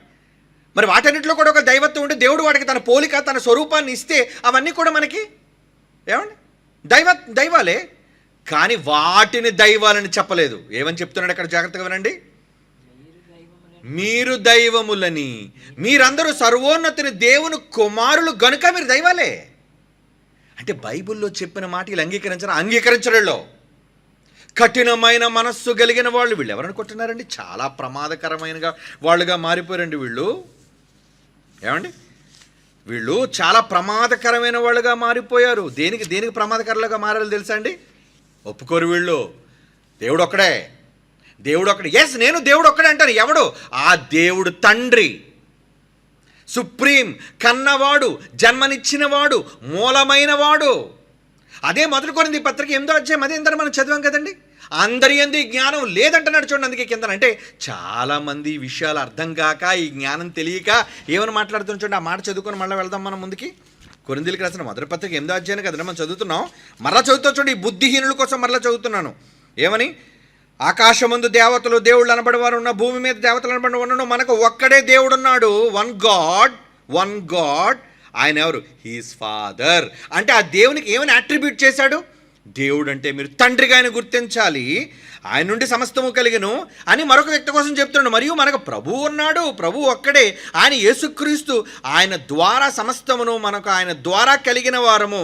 అయితే అందరి యందు ఈ జ్ఞానము లేదు. అంటే చాలామంది దీన్ని అంగీకరించలేకపోతున్నారు. ఇప్పుడు 82 కీర్తనలో రాయబడినట్లుగా ఒక్క దేవుడు అంటే ఎస్, సుప్రీం తండ్రి ఒక్కడే. తండ్రి ఒక్కడ తప్ప 2-3 తండ్రులు లేరు. మరి ఇప్పుడు ఆ తండ్రి అన్న మాట 82 కీర్తనలో అన్న మాట, మొదటి వచనం 6వ వచనంలో అన్న మాట యేసు ప్రభువారు నూతన నిబంధనలు కన్ఫర్మ్ చేస్తున్నారు. చూడండి ఇప్పుడు ఎక్కడ? యోహాను సువార్త 10వ అధ్యాయం. కమాన్ చూడండి. యోహాను సువార్త 10వ అధ్యాయం యేసు మాటలను కూడా అంగీకరించలేని వాళ్ళండి వీళ్ళు. 34 యోహాను సువార్త 10వ అధ్యాయము 35. అందుకు యేసు మీరు దైవములని నేను అంటిని 32వ వచనం. యూదులైన 31 యూదులైన కొట్టవలన మళ్ళా రాళ్ళు చేత పట్టుకొనగా. ఏంటి కొట్టడానికి రాళ్ళు ఎత్తారటండి. ఎందుకు ఎత్తారట? యేసు తండ్రి యొద్ద నుండి నేను అనేక మంచి క్రియలను మీకు చూపితిని, వీటిలో ఏ క్రియ నిమిత్తమైన రాళ్ళతో కొట్టుదని అడగ. అందుకు యూదులు, నీవు మనుష్యుడు అయ్యుండి నువ్వు మనిషిగా పుట్టావయ్యా, పుట్టి దేవుడినని చెప్పుకొనుచున్నావు. మాకొక్కడే దేవుడు, మాకు దేవుడు ఒక్కడే. ఎందుకంటే పాత నిబంధన మూర్ఖులు వీళ్ళు, పిచ్చోళ్ళు. ఈ యూదులందరూ కూడా ఎలాంటి వాళ్ళు వీళ్ళు? మాకొక్కడే దేవుడు ఉన్నాడు, ఒక్క దేవుడు కాకుండా ఇంకొక దేవుడు పేరు చెప్తే దేవదోషం చేస్తున్నావు నువ్వు. అదే అంటున్నారు చూడండి. ఏమన్నారు? నీవు మనుష్యుడు అయ్యుండి దేవుడనని చెప్పుకొనుచున్నావు గనుక దేవదోషణ చేసినందుకే నేను రాళ్లతో కొట్టుదుము కానీ మంచి క్రియ చేసినందుకు కాదులే అని సపోర్ట్ చేసుకున్నారు. అందుకు యేసు ప్రభు కోపం చేయమన్నాడు చూడండి. మీరు దైవములని ఒరే పిచ్చోళ్ళారా, ఒరే వెర్రిబాగుళ్ళోళ్ళారా, ఒరే మూర్ఖులారా, ఒరే అంధులారా, పాత నిబంధనలో దేవుడు రాయించాడరా మీ ధర్మశాస్త్రములు ఏమని? మీరు దైవములని నేనంటినని మీ ధర్మశాస్త్రములు రాయబడి ఉండలేదా? రాశాడు కదా. ఆ మాటను మీరు అంగీకరించరు. ఏమండి అంటే వీళ్ళు ఎలాంటోళ్ళు చూడండి, కరడు కట్టిన తీవ్రవాదుల్లాటోళ్ళు. ఏటటండి? దేవదోషణ చేస్తున్నాడటండి. అంటే యేసు ప్రభు కొడుకని చెప్పుకొని దేవుడును అంటే కొడుకు దేవుడిగా చెప్పకూడదు అనమాట. కొడుకుగా ఉన్న యేసు ప్రభు దైవం కాకూడదట. తండ్రి దైవంగా ఉన్నప్పుడు కుమారుడు ఆయన గర్భాన పుట్టిన యేసు ప్రభు కూడా దైవమే. మనం దైవం కాదని చెప్తున్నామని చాలామంది మూర్ఖులైన వారు తప్పుడు ఏమండి విధానాలను ప్రజల్లోకి చెప్పేస్తున్నారు. పోనేడు వాళ్ళ కర్మ. యేసుక్రీస్తు వారు కూడా దేవుడు, దైవత్వం కలిగిన వ్యక్తిని మనం ఎందుకు ఒప్పుకుంటున్నాం? తండ్రి నుంచి వచ్చినవాడు. మరి యేసు ప్రభు తండ్రి కాగలడా? లేదు, యేసు ప్రభు తండ్రి కాలేడు. కనుక దీనికి వక్ర భాష ఎలా చెప్తున్నారంటే, ఏమిటి తండ్రి అని చాలా చోట్ల ఉందండి, తండ్రి తండ్రి తండ్రి అని మరి చాలామంది అండి, అందరూ తండ్రులు అయిపోతారా? ఏమండి అంటే తండ్రి అన్న ప్రతి చోట నువ్వు దాన్నే తీసుకుంటావా? ఇక్కడ దేవుడు పిల్లలకి అప్లై చేస్తున్న మాట ఏంటది? ఏమండి భార్య అని ఎవరిని పిలుస్తావు? కనిపించిన ప్రతి ఆడదాన్ని భార్యని పిలిచేస్తావా? పిలవాలి అంటే దానికి ఒక బంధం కావాలి. అవునా? పిలవాలంటే ఏం కావాలి చెప్పండి? బంధం, రిలేషన్. మరి రిలేషన్లో వీళ్ళు ఏమని చెప్తున్నారు? తండ్రి కుమారుడు, వీళ్ళిద్దరి మధ్యన తండ్రి కుమారుల బంధం ఉంది. తండ్రి దేవుడైతే ఆయన గర్భాన పుట్టిన కొడుకు కూడా దేవుడని పాత నిబంధనలో చెబితే ఆ రోజు యూదులు రాళ్ళు తీశారు కొట్టడానికి, దేవదోషణ అన్నారు. ఈరోజు మనం ఏం చెప్తున్నాం చెప్పండి? ఏమండి ఒక్క దేవుడు మాత్రమే కాదర్రా, ఆయన గర్భాన పుట్టిన వాళ్ళు కూడా దేవుళ్ళుగా ఉండడానికి అవకాశం ఇచ్చాడు అంటే మరలా వీళ్ళకో దేవదోషం చేస్తున్నాడు. ఒక్క దేవుడిని ఒప్పుకోవట్లేదు, అందరినీ దేవుళ్ళు అంటున్నారు. దైవంగా బ్రతకకూడదా? దేవుని వాక్యం ఎవరికి వస్తే వారు దైవములు అంటే నేను అర్థమైన వాడి దైవం. దేవుని వాక్యం ఎవరికి వచ్చినో ఆ కింద మాట అంటాడు చూడండి, దేవుని వాక్యం ఎవరికి వచ్చినో వారే దైవములు. 35వ వచనంలో అన్నాడు. అంటే నేను అర్థమైతే ఎవడైనా దైవాలుగా ఒప్పుకుంటాడు, మారుతాడు. ఒకళ్ళు నేను అర్థం కాకపోతే ఆ రోజు వాళ్ళు రాళ్ళు తీశారు, ఇప్పుడు ఆ నిబంధన లేదు కానీ లేదా వీళ్ళు కూడా రాళ్ళతో కూడదురండి మనల్ని. ఏమండి ఈరోజు దోషణకరమైన మాటలు మాట్లాడుతూ అయ్యో దేవుని దేవదోషణ చేస్తున్నారు వీళ్ళు, ఒక్క దేవుడని ఏకత్వాన్ని వీళ్ళు పోగొడుతున్నారు. ఒరే పిచ్చోళ్ళారా, ముగ్గురు దేవుళ్ళు, మరలా చెప్తున్నాను, తండ్రి కుమారుడు పరిశుద్ధాత్ముడు వేరువేరుగా ఉన్నారు అన్ని కాలాల్లో. వీళ్ళు ఏం చేస్తారంటే తండ్రి కుమారుడు ముగ్గురు ఒప్పుకుంటాము కానీ ఒక్క దేవుడుగా ఉన్నారు. ఈ తప్పుడు మాట తీసేయాలి. ఏమనంటే దేవుడు ఒక్కడని బైబిల్ చెప్పింది. ఆ ఒక్కడేంటో తెలుసా? తండ్రి. అది యేసు చెప్పాడు, పరిశుద్ధాత్మ దేవుడు పౌలు ద్వారా రాయించాడు, తండ్రి. అలాగని తండ్రి దేవుడైనంత మాత్రాన మిగతా వాళ్ళు దేవుళ్ళ కాలేరా? కాకూడదా? ఎస్, దేవుళ్ళుగా మారగలరు, ఉండగలరు. యేసుప్రభు అర్థమైతే వాళ్ళు దైవాలుగా ఉండగలరు. యేసుప్రభు చెప్పుకోరు నేను దైవం అంటే తండ్రి దేవుడు, కుమారుడు కూడా దేవుడు. అంటే ఇప్పుడు మనకి తండ్రి కుమారుడు పరిశుద్ధాత్మ దేవుళ్ళ కాదా? ఏమండి వీళ్ళు ఎంతసేపు యేసు ప్రభువుని సమానుడిగా చేస్తున్నారు. యేసు ప్రభు సమానుడు, ఎందుకంటే దైవం కదండి, ముగ్గురు దైవాలు కదండి, సమానులు కదండి. ఏమండి అలా అనుకుంటే వీళ్ళు యేసు ప్రభు కోసమే చూపించగలుగుతున్నారు కానీ పరిశుద్ధాత్మ దేవుడు తండ్రి కుమారుడితో సమానుడని బైబిల్ ఎక్కడ చూపించమనండి వీళ్ళని. చెప్పమనండి వెళ్ళి. తండ్రి కుమారుడు సమానుడని రెఫరెన్స్లు చూపిస్తున్నారు. మరి పరిశుద్ధాత్మ దేవుణ్ణి మీరెందుకురా ఏకం చేశారు? పరిశుద్ధాత్మ దేవుణ్ణి ఎందుకు తండ్రి కుమారుడితో పాటు చేర్చేశారు? దానికున్న బేస్ ఏంటి? దానికున్న ఆధారం ఏంటి? ఏమండి చెప్పండి. లేదు. తండ్రి అయిన దేవునితో ఆయన సమానమైన దేవుడు, కుమారుడు కుమారుడని ఒప్పుకోర్లండి, యేసుప్రభువే సమానుడైన దేవుడు. మరి పరిశుద్ధాత్మను కూడా సమానుడైన దేవునిగా చేయడానికి బైబిల్లో ఏ ఆధారం మీకుంది? ఏమండి?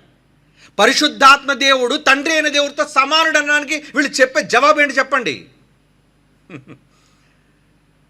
సమానుడుగా ఉండడానికి దేవుడు అవకాశం ఇస్తే ఎవరైనా సమానులేనండి. వీళ్ళు ఎంతసేపు ఏం చెప్తున్నారంటే ఏకం ఏకం ఏకం ఏకం అని పాకం చేస్తున్నారా వీళ్ళందరూ కూడా?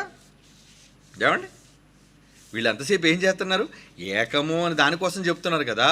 అవును, సమాన దేవుళ్ళు అయితే ఏమండి వీళ్ళు చూపించే మాట చూద్దాం. ఏకమై ఉన్నాము అని యేసు ప్రభు వారు చెప్పిన మాట యోహాను సువార్త 10వ అధ్యాయం 30వ వచనం ఇందాక చెప్పిన మాట తర్వాతే ఏమండి యోహాను సువార్త 10వ అధ్యాయంలో ఇందాక 34వ వచనంలో మనం చదువుకున్నాం ఏమని? మీరు దైవములు. దానికన్నా ముందేమన్నాడు? యోహాను సువార్త 10వ అధ్యాయం 30వ వచనం నేను తండ్రిని ఏకమై ఉన్నామని వారితో చెప్పను. ఏకం అన్నాడు. నన్ను చూచినవాడు తండ్రిని చూచినట్టు అన్నాడు. ఒకటే అన్నాడు. ఓరి పిచ్చోళ్ళారా, ఏకమై ఉన్నారు అన్న పదానికి ఒకవేళ ముగ్గురుగా లేరు, ముగ్గురు ఒక్క దేవుడుగా ఉన్నారు అనేదే ఒకవేళ మీ విధానం అయితే యేసు ప్రభువు ఏకమైన ప్రతి చోట అదే పదాన్ని ప్రయోగించకూడదు, అర్థాన్ని తీసుకోకూడదు. ఒకవేళ ముగ్గురు దేవుళ్ళుగా ఉన్న ఏకమై ఉన్నారు, ఒక్క దేవుడుగా ఉన్నారనే ఒక అబద్ధాన్ని వీళ్ళు ప్రజల మధ్య చూపిస్తున్నారు. ముగ్గురుగా దేవుళ్ళుగా ఒప్పుకుంటా, వ్యక్తిత్వాలుగా ఒప్పుకుంటా, కానీ ఒక్క దేవుడుగా ఉన్నారని ఈ పనికిరాని మాట, అబద్ధపు మాట, బైబిల్లో ఎక్కడ లేని మాట వీళ్ళు ఏకమైన పదాన్ని బైబిల్లో చూపించి వీళ్ళు చెబుతున్నారే. దీనికి మాత్రం కొత్త నిబంధనలు కావాలండి. మరలా దీనికి ఏం కావాలి? కొత్త నిబంధనలు కావాలి. మరి పాత నిబంధన వద్దా? ఏమంటే పాత నిబంధనలు అలాగైతే ఒక మాట మరి మీరు చూడాలి. పాత నిబంధనలో ఏమని చూడాలి? యెషయా గ్రంథం, ఆ మాట చూసి ఇక్కడికి వద్దాం. యెషయా గ్రంథం 43వ అధ్యాయం 3వ వచనం 7వ వచనం చూడండి, చాలా ఇంపార్టెంట్. Come on quick. యెషయా గ్రంథం 43వ అధ్యాయం 3వ వచనం అక్కడ ఏమని రాస్తున్నాడు చూడండి. యెహోవానగు నేను మీకు దేవుడను, ఇశ్రాయేలు పరిశుద్ధ దేవుడు నేనే, నిన్ను రక్షించువాడను. 7వ వచనం నా మహిమ నిమిత్తము నేను సృజించిన వారిని, నా నామము పెట్టబడిన వారందరినీ తెప్పించుము, నేనే వారిని కలుగజేసి తిని వారిని పుట్టించిన వాడును నేనే. ఏమంటున్నాడు? పుట్టించాను మిమ్మల్ని అందరినీ. కలుగజేయటం అన్నా పుట్టటం అన్నా దీని అర్థం చూసారా? ఏమంటున్నాడు? కలుగజేసి తిని వారిని పుట్టించిన వాడును నేనే. ఏంటి కలుగజేయబడ్డ దానికి వేరే భాషను చెప్తున్నారు, పుట్టించిన దానికన్నా వేరే భాషను చెబుతున్నారు. ఏమండి? కలుగజేయబడ్డవన్నా పుట్టటమన్నా ఆయనలో నుంచి రావటం ముఖ్యం. ఎక్కడి నుంచి వచ్చారు? ఆదాము, తొలి మానవుడైన ఆదాము ఎక్కడి నుంచి వచ్చాడు చెప్పండి? దేవునిలో నుంచి వచ్చాడు. ఎందుకంటే తనలోని జీవవాయువుని ఊదితే కదా వచ్చాడు, తనలోని ఊపిరి కదా వచ్చాడు. అంటే తనలో నుంచి వచ్చిన వాళ్ళు ఏమవుతారు? ఓకే, దీనికి సంభోగం అవసరమా దేవునికి? అంటే దేవుడు అనగానే ఒక దేవత కావాలి, ఆ దేవతతో దేవుడు సైనించాలి, ఆ సైనిస్తే ఇటు మళ్ళా అంగాలా దేవునికి ఉన్నాయనుకుంటున్నారా? మళ్ళాగా ఒక ఏమంటారు దాన్ని, కామ ప్రక్రియ జరిగితేనే ఇద్దరు దేవుడు దేవత కలుసుకుంటేనే పుట్టుక జరుగుతుంది. ఇదేదో పెద్ద పాపము, నీచ కార్యక్రమం అనుకునే వాళ్ళు దేవుడు ఎలాగైనా సరే పిల్లలను కలిగించగలడు. కానీ పిల్లలను ఎందుకు చెప్పాడు తెలుసా? తనలో నుంచి వచ్చారు కనుక కుమారులని. ప్రకృతిలో దేనికి అనలేదు, దేవదూతలకు దేనికి అనలేదు. దేవదూతలు పిలిచాడా కుమారులని అని? దూతలలో ఎవరిని గూర్చేయని ఎప్పుడైనానో చెప్పినా? అంటే కోట్ల మంది దూతల్లో కుమారులుగా ఎవరిని ఆయన చూడలేదు. కానీ జంతువుల్లో ఇన్ని లక్షల జీవరాశుల్లో దేనిని దేవుడుగా తన కుమారుడిగా చూడలేదు. కానీ మనల్ని అయితే ఏమనుకున్నాడండి? వీళ్ళు నా కుమారులు, నేను కలుగజేశాను, నేను సృష్టించాను. అంటే ఆయనలో నుంచి రావటం. ఏమండి? ఆయనలో నుంచి రావటం. ఉదాహరణకి ఐవీఎఫ్ ఉంది కదండి, మీకు తెలుసు. ఒకవేళ పిల్లలు కలగలేదు, తన భార్య, ఇద్దరు భార్యాభర్తలు పెళ్ళయ్యారు. ఏమండి? భార్యాభర్తలు పెళ్ళయింది. భర్త వలన భార్య, ఆమె గర్భసంచి లోపం వల్ల దేనివల్ల ఆమె పిల్లలకి అనలేకపోతుంది. అప్పుడు భర్తలో ఉన్న ఏమండి ఏం చేస్తున్నారు? భర్తలో ఉన్నది శుక్రకణాన్ని బయటికి తీసి మరొక స్త్రీలో ఒకళ్ళ ప్రవేశపెట్టిన ఆ స్త్రీ ఒకళ్ళ గర్భవతి పిల్లని కన్నా ఎవరి కుమారుడు అవుతున్నాడు అతను? చెప్పండి, ఎవరి కుమారుడు అవుతున్నాడు? ఏ తండ్రి నుంచి అయితే శుక్రకణం సంగ్రహించబడిందో, ఎందుకంటే ఆ శుక్రకణం ఎవరిలో నుంచి వచ్చింది? తండ్రిలో నుంచి వచ్చింది, ఆయనలో నుంచి కదా వచ్చింది. ఆయనలో నుంచి వచ్చినప్పుడు ఏమండి, అది ఒక భార్యలోనికి ప్రవేశించిన ఏమండి సంభోగం ద్వారా, లేదు సంభోగం లేకుండా వేరే స్త్రీలోకి ప్రవేశపెట్టిన ఆ స్త్రీ ఏం మలినం కాలేదు, ఆ స్త్రీ కన్యకగానే ఉంది. కానీ ఆమెలోకి ప్రవేశపెట్టిన ఆమె నుంచి పుట్టిన కుమారుడు కాడా? ఆ తండ్రికి కొడుకు అవ్వడానికి అధికారం లేదా? ఉంది. అంటే దేని బట్టి అతనికి అధికారం ఉందని మీరు చెప్పగలుగుతున్నారు? ఆయనలో నుంచి వచ్చాడు గనుక. మరి ఈరోజు మనకున్న అర్హత ఏంటి చెప్పండి? మనం ఎవరిలో నుంచి వచ్చిన వాళ్ళం అనేది ఇప్పుడు మరి తెలుసుకోవాలి కదా. యోబు గ్రంథం చూడండి 33వ అధ్యాయం, యోబు గ్రంథం 33వ అధ్యాయం 4వ వచనం. యోబు గ్రంథం 33వ అధ్యాయం 4వ వచనం. దేవుని ఆత్మ నన్ను సృజించెను, సర్వశక్తుని యొక్క శ్వాసము. సర్వశక్తుని యొక్క శ్వాసము. శ్వాస అంటే మనశ్వాస అంటే అర్థం అవడానికి దేవుడు ఏదో ఊపిరి పీల్చుకున్నాడు, ముక్కుంది, ఊపిరితిత్తులు ఉన్నాయని కాదు అక్కడ అర్థం. శ్వాసం అనగా మనలో నుంచి వచ్చే గాలి, మన ఊపిరి అని అర్థం. కనుక దేవునిలో శ్వాసము, సర్వశక్తుని యొక్క శ్వాసము నాకు జీవం ఇచ్చింది. నేను ఈరోజు జీవం కలిగి ఉన్నానంటే ఎవరిదది? ఆ శ్వాసం ఎవరిదట? నీలోని ఊపిరి ఎవరిదట? నీలోని ఆత్మ ఎవరిదట? అందరికీ తండ్రి అయిన దేవుడు ఒక్కడే. ఆయన అందరికీ పైగా ఉన్నవాడే అందరిలో ఉన్నాడు కదా అంటుంది. యోబు గ్రంథం 34వ అధ్యాయం ఏమండి, యోబు గ్రంథం 34వ అధ్యాయం 14వ వచనం చదవండి. 14వ వచనం, 15వ వచనం. ఆయన తన మనసు తన మీదే ఉంచుకుని ఎడల, తన శ్వాస నిశ్వాసములను తన యొద్దకు తిరిగి తీసుకుని ఎడల. శ్వాస నిశ్వాస అంటే ఇచ్చిన ఊపిరి మరలా వెనక్కి లాగేసుకుంటే ఏమండి, సర్వశరీరులందరూ ఏకముగా నశించెదరు, నరులు మరలా ధూళి అయిపోవుదురు. అంటే నరులు ఎందుకు ధూళైపోవాలి? ఏమండి, నరులు ఎందుకు ధూళైపోవాలి? వారిలో తన శ్వాసమును నింపాడు, వారిలో తన ఊపిరిని పెట్టాడు. ఆదాములో ఒక ఊపిరిని ఊదితే ఆ ఆదాము ఊపిరిలో నుంచే కదా మనమంతా వచ్చాం. ఒకరి నుండి ప్రతి జాతి మనుషులను సృష్టించి ఆయనలో నుంచి విభాగించాడు. తండ్రిలో నుంచి ఆదాము విభాగింపబడితే ఆదాములో నుంచి ఈరోజు కోట్ల మంది విభాగింపబడుతున్నారు. అదే ఊపిరి, అదే ఆత్మ. అంటే ఏమంటే ఇప్పుడు ఐవీఎఫ్ ద్వారా సృజించిన వాళ్ళు బాగా వినండి. ఐవీఎఫ్లో ఏంటో తెలుసా అండి, వాళ్ళు టెస్ట్ ట్యూబ్లో దాన్ని ఏం చేస్తారు, ఫలదీకరణం చేస్తారు. మీకు తెలుసు, అండాన్ని శుక్రకణాన్ని కలుపుతారు. అంటే డాక్టర్ అక్కడ కలుగజేసింది కాబట్టి కొడుకు కదా. ఇది ఐవీఎఫ్ డాక్టర్ల సృష్టి కాదా?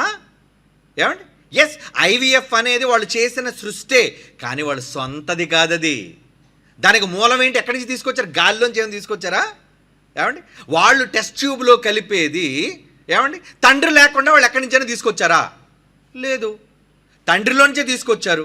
మరి వాళ్ళు సృష్టించినా, ఐవీఎఫ్ ద్వారా టెస్ట్ ట్యూబ్ బేబీని వాళ్ళు సృజించినా, బాగా వినండి, సృజించినా పుట్టినవాడు ఎవరు కూడా కనిపించుకుంటాడు. కనుక వాళ్ళ సృష్టి, వాళ్ళ భాషలో నువ్వు సృష్టి అనే పదాన్ని ప్రయోగించినారే నాన్న. సృష్టి అన్నా, అతనిలో నుంచి బయటకు రావటం అన్నా, నా వాళ్ళు అని దేవుడు చెబుతున్నాడు. నాలో నుంచి వచ్చిన వాళ్ళు కాబట్టి నా కొరకు నేను సృజించుకున్న జనము అన్నాడంటే వాళ్ళు నాలో నుంచి వచ్చిన వాళ్ళయ్యా, నా పిల్లలు. అందుకే వాళ్ళని నా పిల్లలు, నేను వాళ్ళని కన్నాను అని దేవుడు చెప్పాడు. మనుషులందరినీ అంటే ఈరోజు యేసు ప్రభు పరిశుద్ధాత్మ దేవుడు ఎలాగైతే దేవునికి పరలోకమందు కుటుంబంలో పిల్లలుగా ఉన్నారో, భూమి మీద ఆదాము నుంచి మనమందరం కూడా పిల్లలుగా దేవుడు చేశాడు మనందరినీ. అంటే ఆదాముకైనా, పరిశుద్ధాత్మకైనా, యేసుక్రీస్తు వారికైనా తండ్రి ఒక్కడే.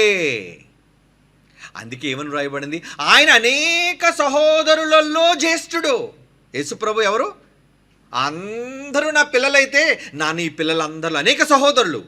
ఒక పరిశుద్ధాత్మ దేవుడే సహోదరుడు, ఒకళ్ళు పరిశుద్ధాత్మ దేవుడు కొడుకు కాకుండా ఇంకేమైనా సంబంధం ఉందా? చెప్పాలి కదా. ఒకళ్ళు బావ కానీ, బామ్మరిది కానీ, ఏమండి తండ్రి కానీ, ఆయన కూడా ఒకళ్ళు అయితే రిలేషన్. ఏమని అన్నాడు ఆయన గురించి? కుమారుడు, నాయన, తండ్రి అని. ఆయన కూడా ఏమని మొరపెడుతున్నాడు? పరిశుద్ధాత్మ దేవుడు మనలోనికి వచ్చి రోమపత్రిక 8వ అధ్యాయంలోనండి ఏమని మొరపెడుతున్నాడు? అటువలే ఆత్మయు, వచనం 26వ వచనం. రోమపత్రిక 8వ అధ్యాయం 26వ వచనం అండి. అటువలే ఆత్మయు మన బలహీనతలు చూచి సహాయం చేయుచున్నాడు. ఏలయనగా మనం యుక్తముగా ఎలాగో ప్రార్థన చేయవలనో మనకు తెలియదు కానీ, ఉచ్చరింప సఖ్యము కాని మూలుగులతో ఆత్మ తానే మన పక్షముగా విజ్ఞాపన చేయుచున్నాడు. విజ్ఞాపన చేస్తున్నాడు. ఏమని పిలుస్తున్నాడట? ఆత్మ మన పక్షంగా తండ్రి అయిన దేవుడు ఏమని పిలుస్తున్నాడు? అబ్బా. అబ్బా అంటే ఏంటి? అబ్బా అయినా తండ్రి అయినా అదే నాయన. అబ్బా అనే భాష అయినా అది తెలుగు భాష కాదు, తెలుగు పదం కాదు. అబ్బా అన్నదన్న తండ్రి అన్న రెండు రాశాడు. ఏమండి? అంటే పరిశుద్ధాత్మ దేవుడు కూడా కుమారుడుగా చూశాడు ఆయన. తండ్రి ఒక్కడే. మరలా చెప్తున్నాను, ఎప్పుడూ కూడా తండ్రిగానే ఉంటాడు. ఎందుకంటే ఆయన సుప్రీం, అందరినీ కలుగజేసిన వాడు. తన గర్భం నుంచి వచ్చిన యేసుప్రభును దైవంగా ఉండమన్నాడు. తన గర్భం నుంచి వచ్చిన పరిశుద్ధాత్మ దేవుని కూడా నువ్వు దైవంవే నాయన. చివరికి ఆయన గర్భం నుంచి వచ్చిన పిల్లలుగా మనల్ని కూడా దైవాలుగా ఉండే అధికారం మీకు ఇస్తున్నాను ఆయన. దేవుని సమాజంలో నేనే నిలబడ్డాను, నేనే సెలవిస్తున్నాను, మీరు సర్వోన్నతులైన దేవుని కుమారులు, దైవములు అని. ఇప్పుడు చెప్పండి, దేవుడు ఒక్కడా? చాలామంది దేవుళ్ళు ఉన్నారు. అంటే వాళ్ళు ఇప్పుడు ఈ మాటను వీళ్ళు ఎలా ప్రయోగిస్తారు తెలుసా? అంటే అండి, మనం కూడా హైందవులో చాలామంది దేవుళ్ళు మొక్కాలా? మమ్మల్ని మొక్కమని చెప్పట్లేదు, ఎప్పుడూ కూడా మొక్కాల్సింది ఏమండి? తండ్రి. యేసుప్రభువును కూడా, యేసుప్రభు కూడా ఎవరిని పూజించాడు? యేసుప్రభు ఎవరిని పూజించాడని ఏమండి? యోహాను సువార్త. యేసుప్రభు వారు ఎవరిని పూజించినట్లుగా అక్కడ యోహాను సువార్తలో రాయబడింది చూడండి. యోహాను సువార్త 4వ అధ్యాయం ఏమండి 21వ వచనం. అమ్మ ఒక కాలం వచ్చున్నది. యోహాను సువార్త 4వ అధ్యాయం 21. అమ్మ ఒక కాలం వచ్చున్నది, ఆ కాలం నీ పర్వతం మీద యెరూషలేములో మీరు తండ్రిని ఆరాధించరు. ఏమండి? నా మాట నమ్ము, మీరు మీకు తెలియని దాన్ని ఆరాధించేవారు, మేము మాకు తెలిసిన దాన్ని ఆరాధించేవారము. 23. అయితే యథార్థముగా ఆరాధించేవారు ఆత్మతోను సత్యముతోను తండ్రిని ఆరాధించు కాలము వచ్చుచున్నది. నాకు తండ్రి ఆయన. ఏమండి? నేను కూడా ఆయన ఆరాధకుల్లో ఒక్కడని. అది ఇప్పుడునూ వచ్చి ఉన్నది. తన్ను ఆరాధించువారు అట్టివారే కావాలని తండ్రి కోరుచున్నాడు. తన్ను అంటే ఇక్కడ యేసుప్రభు కోసం చెప్పట్లేదు, తనని ఆరాధించేవారు అటువంటి కావాలి అని ఏమండి తండ్రి కోరుకుంటున్నాడు. ఆ తండ్రి కోరుకోవటంలో నేను కూడా ఒక తండ్రి ఆరాధకుడను. ఏమండి? యేసుప్రభు ఒకళ్ళు మనకు పూజ్యనీయుడిగా ఉన్నా, ఏమండి యేసుప్రభు వారు మనకి అన్నగా మనం అనుకున్న జ్యేష్ఠుడిగా ఉండని దాన్ని బట్టి ఏమంటే సోదరులు కదా, సోదరులు మొదట పుట్టినవాడిని అన్న అని పిలుస్తాం మనం. కనుక యేసుక్రీస్తు వారు కూడా ఏమంటున్నాడంటే తన్ను ఆరాధించేవారు కూడా అట్టివారు కావాలని తండ్రి కోరుకొనుచున్నాడు అంటున్నాడు. చూడండి, అంటే వీళ్ళందరూ కూడా తండ్రిని ఆరాధించే వాళ్ళలో యేసుప్రభు కూడా ఉన్నాడు. యేసుప్రభు గారు కూడా తండ్రిని ఆరాధించే వ్యక్తిగా ఉన్నారు. మరి ఏకం అంటే ఒక దేవుడు మరొక దేవుడు ఎందుకు పూజించాలి చెప్పండి? మరి మన అలాగైతే యేసుప్రభు దేవుడై ఉండి మరొక దేవుడుగా తండ్రిని ఆరాధించాలా? ఏమండి? తండ్రికి మొక్కాలా? ఏమండి?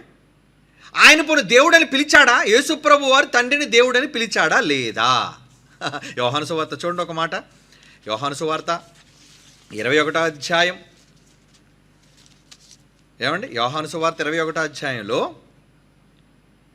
ఏమని మాట్లాడుతున్నారు యేసుప్రభు వారు? ఒక మాట చూద్దాం. యోహాను సువార్త 21వ అధ్యాయంలో ఆయన తిరిగి లేచిన తర్వాత కనబడ్డారు. ఎవరికి కనబడ్డారు? 20వ అధ్యాయం 17వ వచనం. ఆయన సమాధిని గెలిచిన తర్వాత యేసు ఆమెతో ఇంకను తండ్రి వద్దకు ఎక్కిపోలేదు, తండ్రి ఉన్నాడు పైన, నేను ఎక్కడున్నాను, నన్ను లేపాడు మృతుల్లో నుంచి ఆయనే, ఇవన్నీ మీకు తెలుసు. ఏమండి? తండ్రి వద్దకు ఎక్కిపోలేదు కనుక నన్ను ముట్టుకోవద్దు, అయితే నా సహోదరుల వద్దకు వెళ్ళి. యేసుప్రభు మిగతా వాళ్ళతో ఏమన్నాడు? ఈయన దేవుడైతే మిగతా వాళ్ళని ఏమని పిలాలి? నా పిల్లల దగ్గరికి వెళ్ళి. ఏమండి? ఆయన దేవుడు అని అనకూడదు, ఆయన తండ్రి అని అనకూడదు. మరి ఈయన కూడా సమానుడైన దేవుడు కదా. పరలోకమందున్న దేవుడు ఒకవేళ తండ్రి కాకపోతే ఈయన కూడా పరలోకానికి వెళ్ళిన తర్వాత సమానమైన దేవుడైతే ఏమనాలి? నేను కూడా దేవుడుగా ఉండేటకు వెళ్ళబోతున్నాను, నేను కూడా యెహోవా అయిన దేవుడి దగ్గరకు వెళ్ళి ఆయన దగ్గర కూర్చోబోతున్నాను అని అనాలి. కానీ ఏమంటున్నాడు? ఇదిగో నేను తండ్రి యొద్దకు ఎక్కిపోవచ్చున్నాను, అయితే నువ్వేం చేయాలి? ముట్టుకోవద్దు. నా సహోదరులు. వీళ్ళందరూ ఎవరట? వీళ్ళందరూ ఎవరు చెప్పండి? భూమి మీద మిగతా వాళ్ళందరూ యేసుప్రభుకి ఏమని యేసుప్రభు స్వయంగా చెప్పుకున్నాడు? సహోదరులు. నేను ఎలాగైతే తండ్రి కొడుకునో వాళ్ళు కూడా నాకు తమ్ముళ్ళు, వాళ్ళు కూడా తండ్రికి పిల్లలు, నా సహోదరులు వాళ్ళు. తండ్రి యేసుప్రభు దేవుడైతే వాళ్ళ సహోదరులకు ఎందుకు చూస్తున్నాడు చెప్పండి? మళ్ళీ అదే తండ్రి అన్నాడు ఎప్పుడైనా మీరందరూ నా సోదరులని. తండ్రి అయిన దేవుడు ఎక్కడైనా బైబిల్లో అన్నాడా మీరు నా సోదరులు అని? యేసు అన్నాడు కానీ ఎక్కడ తండ్రి అయిన దేవుడు భూమి మీద ఉన్న వాళ్ళు నా సోదరులు అనలేదు. ఒకవేళ సమాంతరంగా పుట్టిన పిల్లలైతే యేసుప్రభుని చూసి నా సోదరుడు అని తండ్రి అయిన దేవుడు అనాలి. ఎందుకంటే ఒకవేళ ముగ్గురు ఒకేసారి పుట్టారు అనుకోండి, అనుకుందాం, వాళ్ళకి అన్నదెవరో మనకు తెలియదు, వదిలేయండి. ముగ్గురు ఒకవేళ సమానమైన దేవుళ్ళు అయితే తండ్రి ఎలాగ దేవుడు, యేసుప్రభు వారు కూడా అలాగే దేవుడు, పరిశుద్ధాత్మ దేవుడు కూడా అలాగే దేవుడై ఉండాలి. అప్పుడు వీళ్ళ ముగ్గురు మధ్య ఉన్న బంధం ఏంటి? ఏమవ్వాలి? ముగ్గురు కొడుకులే లేదా ముగ్గురు దేవుళ్ళే, అవునా? మరి అలాంటప్పుడు ఆయన భూమి మీదకి వచ్చిన తర్వాత ఏమన్నాడు? ఆయన్నేమో తండ్రిని పిలుస్తున్నాడు. భూమి మీద ఉన్న మనందరినీ ఏమంటున్నాడు? నా సహోదరుల ఎద్దుకు వెళ్ళి ఏం చెప్పాలో తెలుసా అమ్మ నువ్వు? నా తండ్రి, మీకు కూడా తండ్రి ఆయన, నా తండ్రి మీ తండ్రియు నా దేవుడు అంటారు. చూడండి, అంటే యేసు ప్రభువు కూడా పరలోకమందున్న వ్యక్తి దేవుడా? పరలోకమందున్న తండ్రి యేసుకు కూడా దేవుడా? ఎస్, దేవుడే.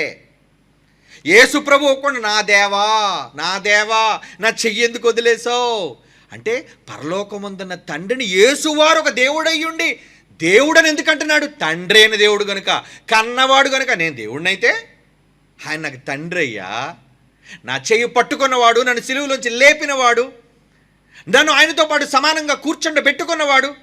యేసుప్రభుని సమానంగా కూర్చోబెట్టుకున్నాడు. మరి పరిశుద్ధాత్మ దేవుడిని ఎక్కడికి సమానంగా కూర్చోబెట్టుకున్నాడు? ఎక్కడ లేదే. ఏమండి? వీళ్ళు మాత్రం చేస్తారు, ఇక్కడ మాత్రం వీళ్ళు పరిశుద్ధాత్మ దేవుడిని సమానంగా చేసి వచ్చాట. ఏమండి? కొడుకంటే తప్ప? ఏమండి? పరిశుద్ధాత్మ దేవునితో సమానంగా వీళ్ళు చేసినప్పుడు బైబిల్లో ఇన్ని ఆధారాలు మనం చూపించి ఆయన తండ్రి, మనమంతా పిల్లలము అంటున్నప్పుడు ఒక్క వచనం వాళ్ళ దగ్గర లేకుండా తప్పుడు సిద్ధాంతాలని, తప్పుడు విధానాల్లో వాటి మాట్లాడుతున్నారు. ఏమండి? మళ్ళీ ఇది ఏమంటో తెలుసా? ఏమని తిప్పుతారో తెలుసా? భూమి మీద కదండి, అందుకే తండ్రి అంటున్నాడు ఆయన. ఏమండి కదా? ఈ మాట అదే కదా. తిరిగి లేచిన తర్వాత, సర్వాధికారం పొందిన తర్వాత అంటున్నాడు, మర్చిపోకండి. యేసు ప్రభు వారు మరణాన్ని గెలిచిన తర్వాత సర్వాధికారి అయ్యాడు అన్నది బైబిల్ చెప్పిన నిజమైతే, లేచిన తర్వాత సమాన దేవుడు అవ్వాలి కానీ నా దేవుడు అంటున్నాడు ఏంటి తండ్రిని? చెప్పండి. భూమి మీద ఉన్న వాళ్ళందరూ చూసి నా సోదరులు అంటున్నాడు ఏంటి? ఏమండి? పోనీ ఇక్కడే అన్నాడా? నా దేవుడు మీ దేవుడు అయిన వాని యొద్దకు ఎక్కిపోవచ్చున్నానని వారితో చెప్పుమా అనేది ఇక్కడ అన్నాడు కదా. ఇంతకీ ఇది భూమి మీద సర్వాధికారం పొందిన తర్వాత మాటే. ఇప్పుడు ముగింపులో జరిగే మాట కూడా ఇప్పుడు మీకు చూపిస్తారు. ఏంటి ముగింపులో? అంటే యేసు ప్రభు వారు సంఘాన్ని తండ్రికి అప్పగించేటప్పుడు ఏమని చెబుతున్నాడో మత్తయి సువార్త 25వ అధ్యాయం తీయండి. ఇప్పుడు మత్తయి సువార్త 25వ అధ్యాయం 31వ వచనం సందర్భం చూడండి. మత్తయి సువార్త 25వ అధ్యాయం 31వ వచనం ఏమంటున్నాడు? తన మహిమతో మనుష్య కుమారుడు ఆయన సమస్త దూతల్లో వచ్చినప్పుడు తన మహిమ గల సింహాసనం మీద ఆసీనుడై ఉండును. అప్పుడు సమస్త జనములు ఆయన ఎదుట పోగు చేయబడుదురు. గొల్లవాడు గొర్రెలు వేరు చేసినట్లు వారిని వేరుపరిచి తన కుడివైపున ఉన్న వారిని చూచి మేకలు పెట్టాడు. 34వ వచనంలో అప్పుడు రాజు తన కుడివైపు ఉన్న వారిని చూచి ఏమంటున్నాడు చూడండి. అప్పుడు అంటే ఇది ఎప్పుడు సందర్భం చెప్పండి? ఇది ముగింపు సందర్భం, ఫైనల్ జడ్జిమెంట్. ఇందాకడ యేసుప్రభు సర్వాధికారి లేచిన తర్వాత మనల్ని సోదరులు అంటున్నాడు, పరలోకమందుని తండ్రి అంటున్నాడు. ఓకే, మరి ఇక్కడ ఏమంటున్నాడు? మత్తయి సువార్త 25వ వచనం. యేసుప్రభు మాటలు ఒప్పుకోరా? ఒప్పుకోకపోతే పోతారు. ఒప్పుకోవాలి.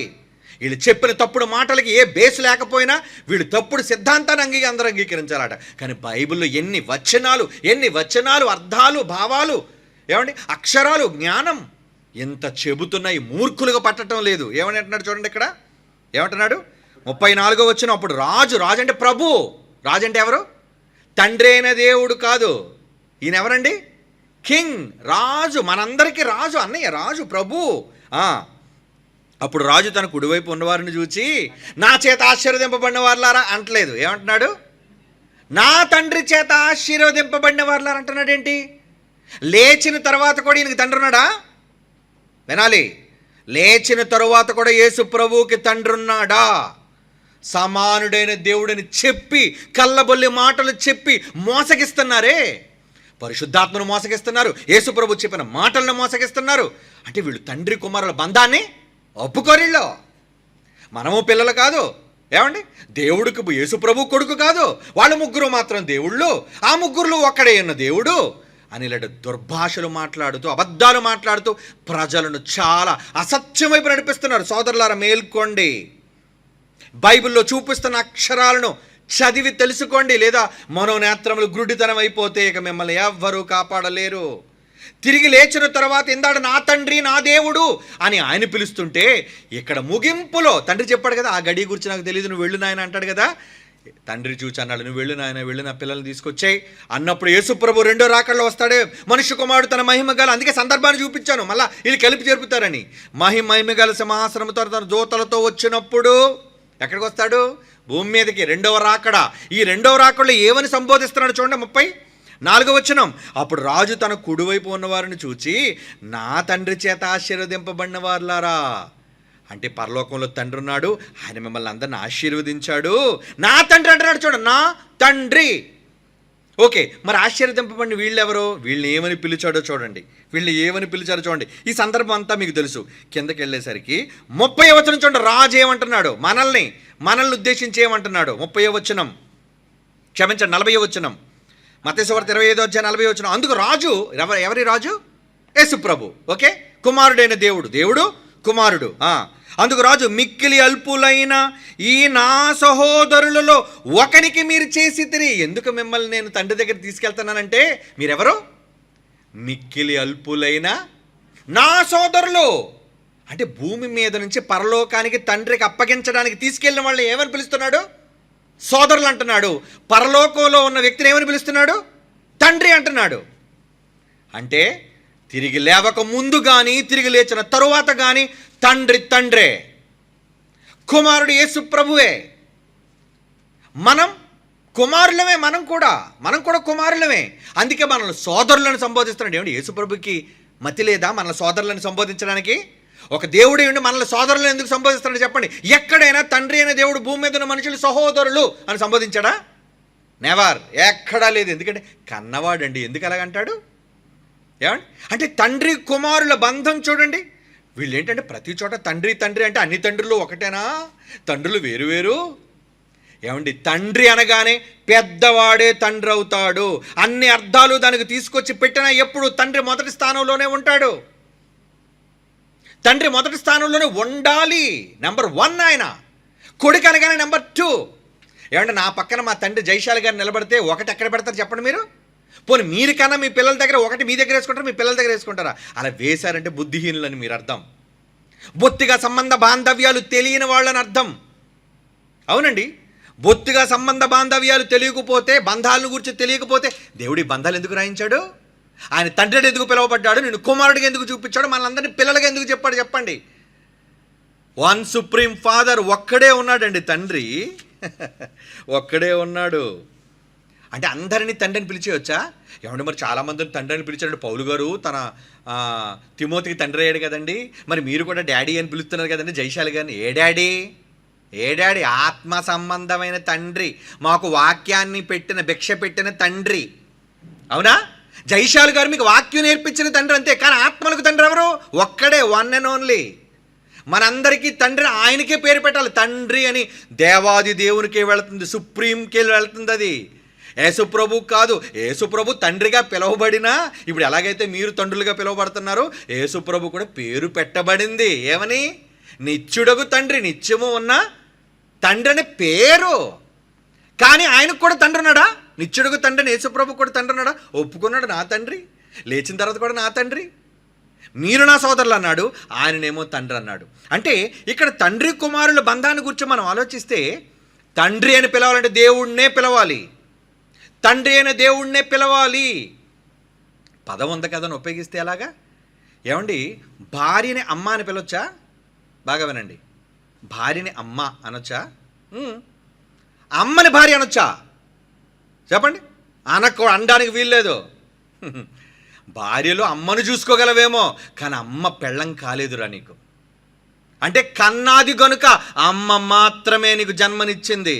నీ భార్య హైందవ సోదరులు చెప్పినట్టు పనిలో కార్యేషు దాసి, కరణేషు మంత్రి, భోజ్యేషు మాత, రకరకాల పాత్రలు వహించినా నిన్ను కన్నది కాలేదు నీ భార్య. అవునా? భార్య కన్నదా మనల్ని చెప్పండి?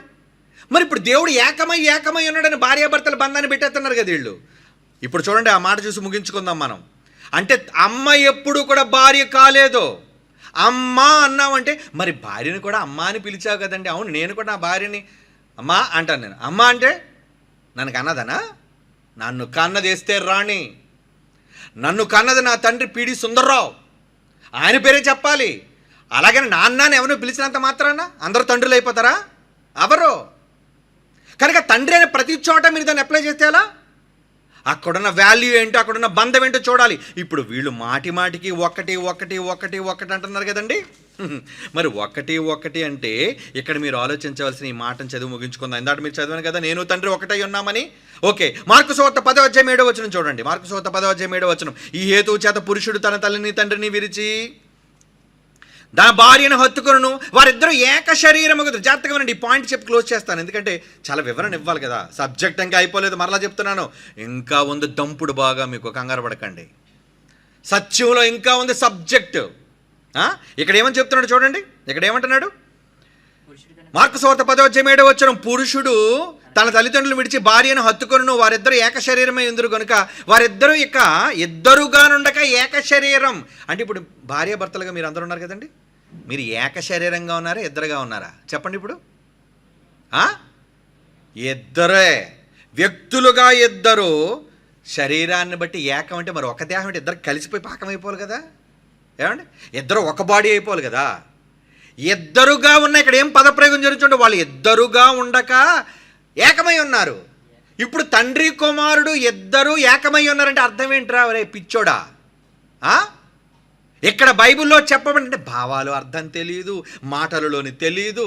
ఏమండి, తండ్రి అంటే అందరూ తండ్రా, అమ్మ అంటే అందరూ అమ్మలా, భార్య అంటే అందరూ భార్యలా? ఎక్కడ పడితే అక్కడ పదప్రయోగాలు వినియోగించే మూర్ఖులు కాకండి. చదవండి సరిగ్గా. అక్షర జ్ఞానం లేక, భావజ్ఞానం లేక, బైబిల్లో ఇంత స్పష్టంగా తండ్రి కుమారుల బంధాన్ని గురించి చెబుతున్నా తండ్రి కొడుకు బంధాన్ని అంగీకరించని మూర్ఖులు. మరలా చెప్తున్నాను, విరోధులు వీళ్ళ అసత్యాన్ని తొక్కుపడేయాలి. ఈ తొక్కుపడేలు అన్నందుకు తట్టుకోలేకపోతున్నారు. అరే, ఈరోజు మన పునాదులను బద్దలు కొట్టేస్తున్నారా వీళ్ళు. బద్దలు కొట్టాలి, అబద్ధాన్ని బద్దలు కొట్టాలి, అసత్యాన్ని కోకటి వేళతో లేపి పడేయాలి. అందుకు కంకణం కట్టుకోండి. సత్య సంబంధులైన మీరందరూ పిల్లలారా, సత్యాన్ని ఈరోజు ఉన్నది ఉన్నట్టుగా ఎంత వివరణాత్మకంగా ఇచ్చాం, అర్థాలతో భావాలతో సహా. ఏమండి, కనుక ఈ మాట ప్రకారంగా వారిద్దరికి ఏక శరీరముగా ఉందురు అంటే అక్కడ ఏంటి అర్థం? ఏక శరీరముగా ఉంటారంటే ఏక శరీరంగా ఉంటారంటే ఏంటి? ఇద్దరు వేరువేరుగా లేరండి. మీ భార్యలో మీ భర్తలు విడివిడిగా ఉన్నారా, కలిసిపోయారా? కలిసిపోయిన ఒక దేహం అంటే ఒక కుటుంబం, వన్ ఫ్యామిలీ, ఒక ఆలోచన, ఒక నిర్ణయం. వాళ్ళిద్దరు ఇంకో లాజికల్ పాయింట్ చెప్తాను. ఇద్దరు ఏక శరీరం అయితే, బాగా వినండి, టర్నింగ్ పాయింట్. ఇద్దరు ఏక శరీరం అయితే భర్తనెందుకు శిరస్సుగా పెట్టాడు భార్యకి? భర్తనెందుకు శిరస్సుగా పెట్టాడు? భార్యను ఎందుకు లోబడమని చెప్పాడు? ఇప్పుడు తండ్రితో కుమారుడు ఒక్కటైనా ఏకమైనా తండ్రి శిరస్సు యేసు ప్రభు, తండ్రికి కుమారుడు. దేవుడైతే కావచ్చు, ఒప్పుకుంటాం మేము కూడా, దేవుడే, ఎస్, మా రక్షకుడు, మా దేవుడు, ఏమండి, మా అన్నయ్య, ఏమండి. కానీ ఆయన మాకు తండ్రి కాడు. ఎవరు? ఒక తండ్రి ఉన్నాడు. ఏమండి, నేను తండ్రి ఏకమై ఉన్నాము. ఏకమై ఉన్నాం అంటే ఏంటి అక్కడ అర్థం? ఇక్కడ భార్యాభర్తలు అంటే పెళ్ళిళ్ళు చేసుకుని మీరు అందరూ కలిసిపోయారా? ఏకం అంటే అక్కడ అర్థం ఎంత ఏకమని చెప్పినా వాళ్ళిద్దరు ఏకదేహం, ఇద్దరు కారాళ్ళు అని చెబుతూ మళ్ళీ ఏమన్నాడండి? భార్యలకి శిరస్సుగా ఎవరిని పెట్టాడు? భర్తే శిరస్సు. ఏకదేహమైన ఏకత్వం ఉన్న వాళ్ళలో అంటే ఏకత్వంలో ఉండకూడదా? హెడ్ ఉండకూడదా? ఏకత్వంలో పెద్దరిక ఉండదా? భార్యాభర్తల ఏకత్వంలో భర్త శిరస్సా కాదా? అలాగే తండ్రి కుమారులు పరిశుద్ధాత్మ ఏకమైతే ఆ ఏకంలో శిరస్సు ఎవరు? మొన్న చదివించాను, మళ్ళీ ఇప్పుడు మీరు చదవాలి. ఏంటది? ఎవరికి శిరస్సు, ఎవరికి తండ్రి అటండి? కొరింథీ రాసిన పత్రిక చూడండి ఆ మాట. కొరింథీ పత్రికలు ఏమన్నాడు? కొరింథీలకు రాసిన పత్రిక 11వ అధ్యాయం 3వ వచనం. కొరింథీలకు రాసిన మొదటి పత్రిక 11వ అధ్యాయం 3వ వచనం. ప్రతి పురుషునికి శిరస్సు క్రీస్తనియు, స్త్రీకు శిరస్సు పురుషుడనియు, క్రీస్తునకు శిరస్సు దేవుడు. మర్చిపోకండి, యేసు ప్రభు దేవుడైతే కావచ్చు, కానీ ఆ దేవుడైన క్రీస్తుకు కుమారుడుకు కూడా ఒక శిరస్సు ఉన్నాడు, హెడ్. ఏకమే, సమానమే. ఏమండి, మరి జీవమను కృపావరులు మీ భార్యలు మీతో సమానం అన్నారనే లేదా? సమానులో కాదా? పరలోకమనే జీవమనే కృపావరంలో భార్య భర్తలు సమానమైన వారసులైతే మరలా భర్తను ఎందుకు హెడ్గా చేశాడు? Headless fellows. మరలా ఆలోచించండి. ఈ మాట అంటే తట్టుకోలేకపోతున్నారు పాపం. బుర్ర ఉంటే కదరా, బుర్ర ఉంటే సరిపోదు, గుజ్జు ఉండాలి లోన, బైబిల్ అనే సబ్జెక్ట్ ఉండాలి లోన. ఏకంగా అన్నారు కాబట్టి ఏకంలో సమానత్వం ఉంటుంది కానీ హెచ్చు తగ్గులు ఉండవు. ఏ పిచ్చోడు వాగినా భార్యాభర్తలు ఏకమైన భర్తేరా హెడ్ ఫ్యామిలీకి. అలాగే పరలోకంలో కుటుంబానికి 2 కుమారులు ఉన్నారు. తండ్రికి 2 కుమారులు ఉన్నారు. ఒకటి కుమారుడైన యేసు ప్రభు వారు, రెండోది కుమారుడైన పరిశుద్ధాత్మ దేవుడు వారు. వీళ్ళు దేవునితో సమానంగా దేవుడు కూర్చోబెట్టుకున్న వీళ్ళిద్దరికి హెడ్ ఒకడున్నాడు. వాళ్ళ ముగ్గురులో హెడ్ ఎవరో తెలుసా? ఏమండి, మనమంతా దేవుని వారం అయితే, క్రీస్తు వారం అయితే, ఆ మాట కూడా అంటాడు చూడండి, 4వ అధ్యాయం అనుకుంటాను, చూసి ముగించుకుందాం. మనమంతా క్రీస్తు వారం అయితే క్రీస్తు ఏమండి, క్రీస్తు ఎవరి వారం అని అంటారు చూడండి. అక్కడ కొరింథీయులకు రాసిన మొదటి పత్రిక 3వ అధ్యాయం 23వ వచనం చదవండి. 23. మీరందరూ ఎవరు? క్రీస్తు వారట. క్రీస్తు ఎవరి వారట? దేవుడివా, దేవుని వాడు. ఏంటి, క్రీస్తు కూడా దేవుని వారు? అదేంటి? మనమంతా తండ్రి కుమారుడు పరిశుద్ధాత్మ వాళ్ళం అవ్వాలి కానీ మనమంతా క్రీస్తు వారం అయితే క్రీస్తు దేవుని వాడేంటి? అంటే క్రీస్తుకు పైన ఎవరున్నారో? సుప్రీం. క్రీస్తుకు పైన దేవుడు ఉన్నాడు. వాళ్ళు ముగ్గురు ఏకము కాలేదు. ముగ్గురు అన్ని కాలాలలో వేరుగా ఉన్నారు. అన్ని కాలాలు అనేది రేపు నెక్స్ట్ ఎపిసోడ్లో చెప్తాను మీకు. వీరు అన్ని కాలాల్లో విడివిడిగా ముగ్గురు ఉన్నారు. ఒక్క దైవత్వం కాదు. తండ్రి అనే దైవం, కుమారుడనే దైవం, పరిశుద్ధాత్మ అనే దైవం. ఈ ముగ్గురు ఒకళ్ళు సమానంగా ఉన్నా, పరిశుద్ధాత్మ దేవుడిని ఎలాగ మీరు సమానంగా చూపించలేరు రెఫరెన్స్, కానీ వీళ్ళు సమానంగా దేవుడు ఉండనిచ్చిన సమానత్వంలో కూడా హెడ్ ఉంటుందర్రా పిచ్చోళ్ళారా. భార్యాభర్తలు ఎలాగ ఏకదేహంతో ఏకమై ఉన్నా వాళ్ళలో పురుషుడు ఎలాగైతే శిరస్సుగా ఉన్నాడో, ఇందర మనం చదువుకున్న కొరింథీ పత్రికలోని స్త్రీలందరికీ శిరస్సు పురుషుడైతే ఆ పురుషులకు శిరస్సు క్రీస్తు అయితే ఆ క్రీస్తుకు అల్టిమేట్ శిరస్సు దేవుడు అని క్రొత్త నిబంధన సర్వ సత్యము చెప్పింది. ఈ సత్యాన్ని ఒప్పుకోలేనడు క్రీస్తు విరోధి. ఖబర్దార్, జాగ్రత్త. ఇక్కడ ఆపుదాం. నెక్స్ట్ ఎపిసోడ్లో బెదిరిపోతారు. ఇంకా ఎప్పటికే చాలా వరకు రెఫరెన్సులు చూపించి వినడానికి మీరు అలసిపోయారేమో, కానీ చెప్పడానికి నాకు ఇంకా అలుపు రాలేదు. టైం అయిపోయింది కాబట్టి ఆగాను నేను. జైశాల్ గారు మాటలు ఉన్నాయి కాబట్టి. ఓకే, కనుక తండ్రి కుమారుడు పరిశుద్ధాత్మ దేవుడు, మరలా చెప్తున్నాను, ముగ్గురు వేరుగా అన్ని కాలాలలో ఉన్న దైవాలు. ఈ ముగ్గురు దైవాలలో హెడ్ సుప్రీం యేసుకు కానీ పరిశుద్ధాత్మునికి కానీ ఒకే తండ్రి, ఆయనే ఒక్క దేవుడు, ఆయనే తండ్రి అయిన దేవుడు. God bless you. కళ్ళు మూసుకొని ప్రార్థన చేసుకుందాం. పరిశుద్ధుడైన తండ్రి దేవా, ఈ మూర్ఖ సమాజం మిమ్మునుగా అంగీకరించలేక, కుమారుగా అంగీకరించలేక తప్పుడు వాదనలను సిద్ధాంతాలను ప్రజల మధ్యకు చూపిస్తున్నారు నాయన. ఈ తప్పు విధానాన్ని ఉక్కుపాదంతో అణిచేసే జ్ఞానాన్ని మాకు దయచేయండి తండ్రి.